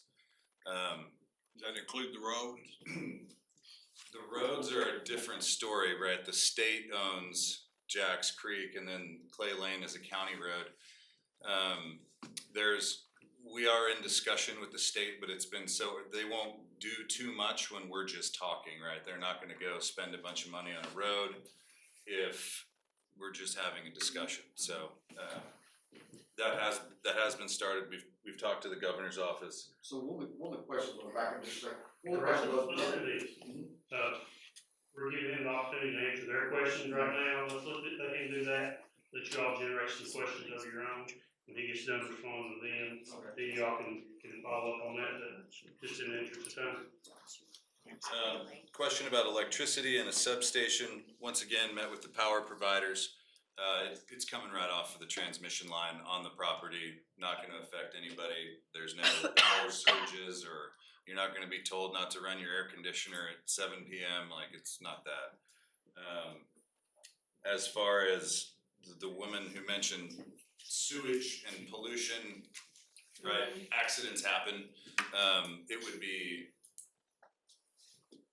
that's not something that is obviously it's a big concern, right? You don't wanna have sewage spills, but I think the likelihood of that happening is the same as it would with any other place that handles sewage. So I think that's a minimal concern. I don't think it was sewage, it was your, what was it, spillage or? It was wastewater. Yeah. And I think, as far as I could tell, that I wrote down, I mean, I know there's nothing I could say to make some people happy, but what I will say is that everything that I've done in business is done right, and we're not gonna cut corners, and we're not gonna, we're gonna do things the right way, I think is the best way to say that. Lights were an issue. There will be a minimal number of outside lights as needed for safety, but this isn't gonna be like a beacon in the night that everybody sees. So that's what I can say about light pollution at night. Yes, it is a liquid natural gas. The question was propane versus liquid natural gas. It's a liquid natural gas facility. And I think that just about covers the questions that I heard, unless I'm missing something. Filtration, having a filtration on the ethanol. Sure, so the information you got might not entirely be correct. They're constantly trying to upgrade technologies, and if at some stage that was a technology that was available, we would definitely utilize it. Right now, it's not, hey, we can just install this and everything's fine. It's not that. Why don't you Can't do this, guys, listen. I just wanna ask why you didn't. You can't ask questions, guys. Industrial or commercial Sir, area? listen, you can't. This is a quorum. We allow everybody to speak, now we have to I allow asked the them to question speak. earlier. Why not a commercial or industrial area, sir? So it's just not available in the county for what we're looking for. That's not the project I want. I don't want Gotham City. I want nature. I don't wanna be at Buffalo Trace. I've been to all the places. That's not what I'm looking for. About you. Mr. Isaacs? No, I think That's it. Sir, he's finished. are you finished? You got some questions. I hope so. Alright. Y'all have any questions for me? Yes. Alright, so, one concern I had, and I don't know, Mr. Martin Lewis here, Bert's here too, that was very important to me was the, bridge on Jacks Creek Road. I didn't have no idea about that. I don't know if that area has been, if you've been reached out on that or not, but, that's something we can find out for you. Towards the ferry. No, The other way toward Richmond The other from way, Jacks Creek. towards Richmond, there's a bridge there, so that's something we can check out on. State highway. Yes, sir. So that's something that you'll have to get with the state on that. Can I say Because- something? No. No, just a bridge. Yeah. So that was one of the concerns only one person had brought up, and I didn't hear it repeated, so I wanna make sure that was influenced heavily, everybody says it's a state highway, but to get there, you gotta take a county truck or something to get there across that, so that's one of my concerns. I will say that would not be the most direct route. Right, you're looking at Clay Lane. Exactly. It's got a one-lane bridge. Bridge on Jacks Creek, it's not on Bridge on Jacks. Oak Road. That's a small area. Bridge on Clay Lane too. Alright, guys, It was just small over. alright, You don't have to restrict. Okay.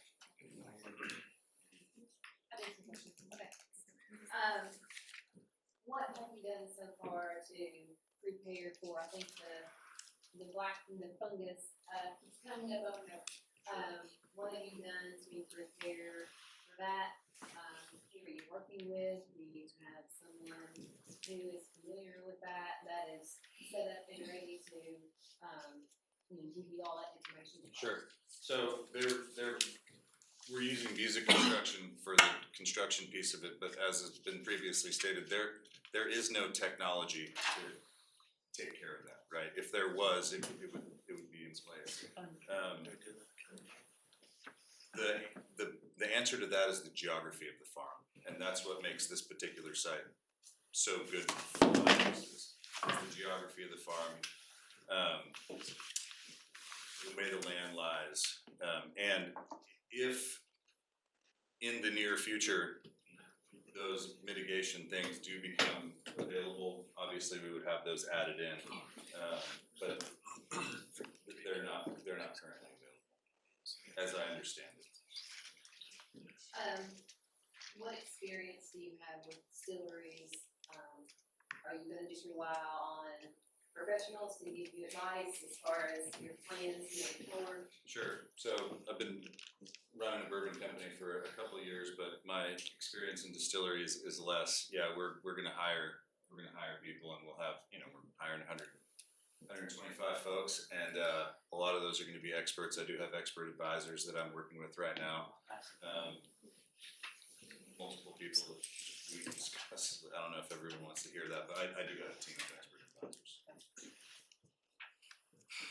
So there is no technology to neutralize or to be, to prevent this whiskey fungus, or no like preventative maintenance steps to put in place? There are fledgling technologies, yes, but nothing that completely answers the question. Well, I know we're talking about two different things, but there was somebody coming here on the last meeting, they said that cognac actually uses, or cognac, I guess cognac, however you pronounce that, I'm not a connoisseur of that, but, they said they actually utilize something in their, brick houses to neutralize or trap and get rid of that, to deal with the ethanol issue, cause I think that's coming up more than anything, so I think that's everybody's biggest concern here. Are you familiar with radon mitigation? I am, yes, sir. So real similar to that. Okay. So there is something. No. It's in the early stages, right? You can pull it out, but what do you do with it after the fact, right? Burn it. And what does the pulling out of it do to affect the product on top of it? So there's a bunch of different things that are happening there. Right. I've been trying to gather information collectively, and I've read a lot of different articles, and some people are saying they can trap it somehow with canisters, and some people are saying you can introduce other enzymes or whatever in there to neutralize it. And I have seen several options of it. So ultimately, the issue is all of these properties are so unique to each other. So you have different sets of issues in different places, right? Like, the difference between Wild Turkey and Buffalo Trace is, Wild Turkey sits up on a big bluff, and Buffalo Trace is kind of down in a little bit of a hole. They have a difficult time studying this also because it's very difficult to recreate naturally. I mean, artificially. So it's not, the reason there's not too much written on it is because we don't really know all that much about it. It's kind of individual case by case, all the environment variables are different for each case. So it would, that's the best answer there. I think we had a landowner that had a question about the second track. Yeah, that was me right here. As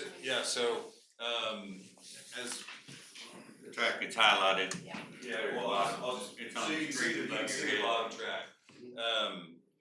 The thought was that rick houses would be dotted over that. Yeah.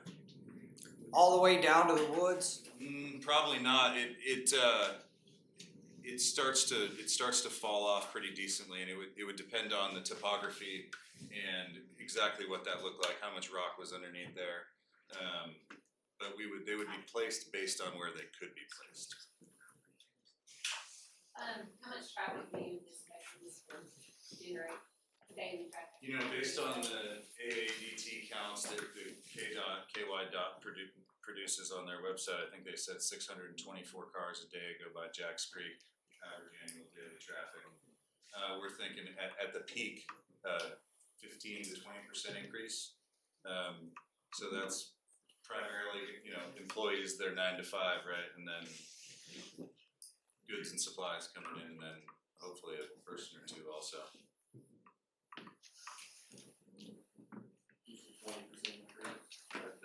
That's what's been estimated, that's what we're being estimated based off of other places and what we expected.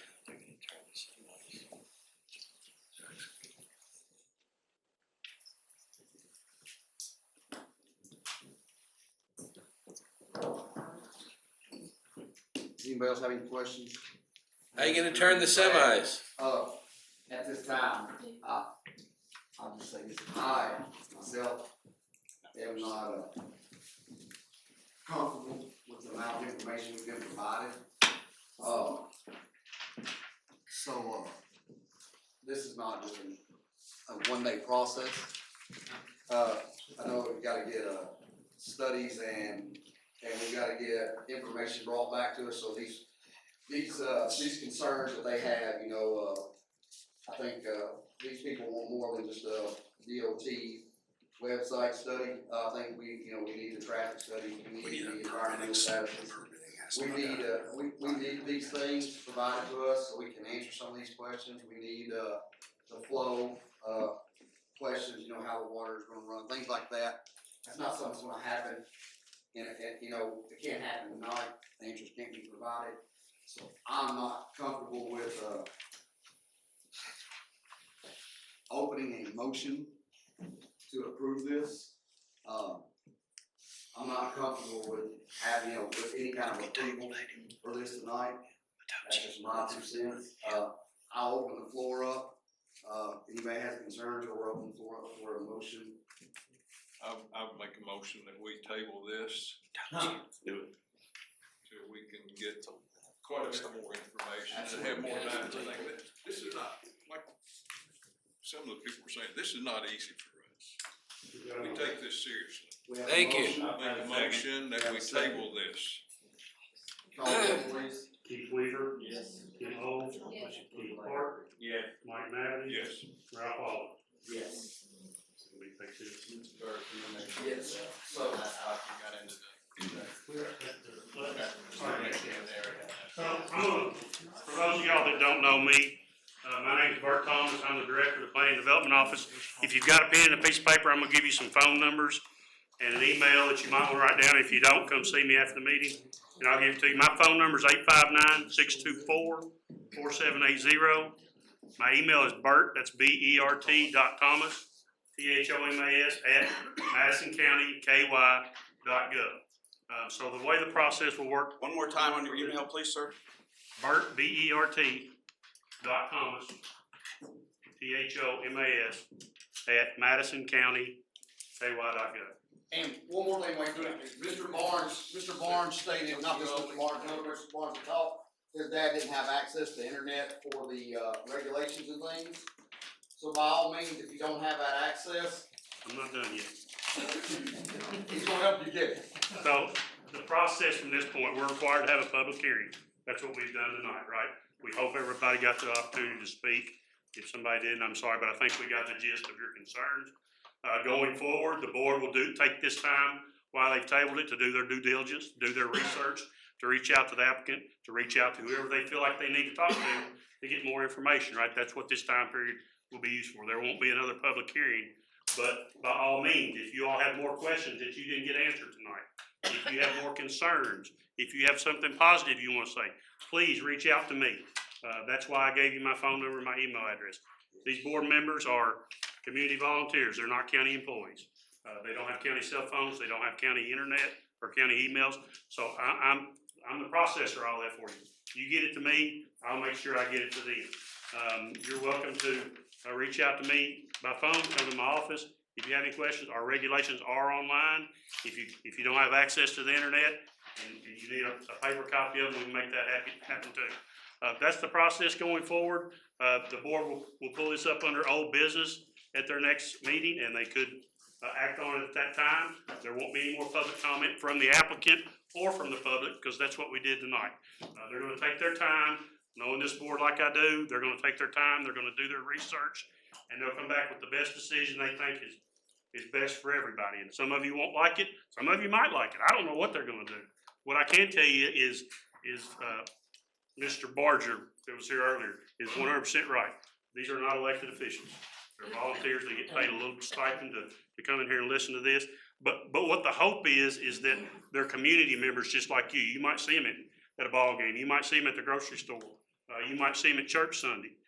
They're not elected and they don't care about your vote. So the hope is that they'll have your best interest at heart. And that's no offense to Mr. Lockmuller. All they do is make the appointment of them. The fiscal court appoints the boards of this, the members of this board. So they take this job very seriously. I've known most of them a long time, and they've had other controversial issues.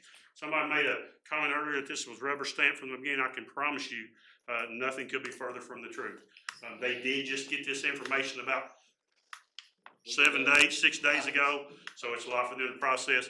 Please, though, reach out to me with questions, concerns, emails, whatever. I just don't, everybody send me the same letter. That happened on another project.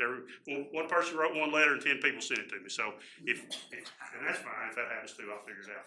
But please, reach out to me, and you're welcome to come back at the next hearing. That's a public hearing too. There just won't be any comment, but if you're just want to know what's going on, that's what that'll be for. The next meeting is? That'll be on the website. Normally, the Board of Adjustments meetings are the third Thursday of every month, but please check the website, or again, call the office. Olivia will answer and tell you when the next meeting is, no problem, or check the website, okay? Thank you all for coming. We really do appreciate the public input. This is the biggest crowd we've ever had. I apologize for those logistical issues. Usually we have about 5 people here, so again, that's on me, but we'll try to do better. Thank you all. Thank you. Hey, Mike. Thank you, Peggy.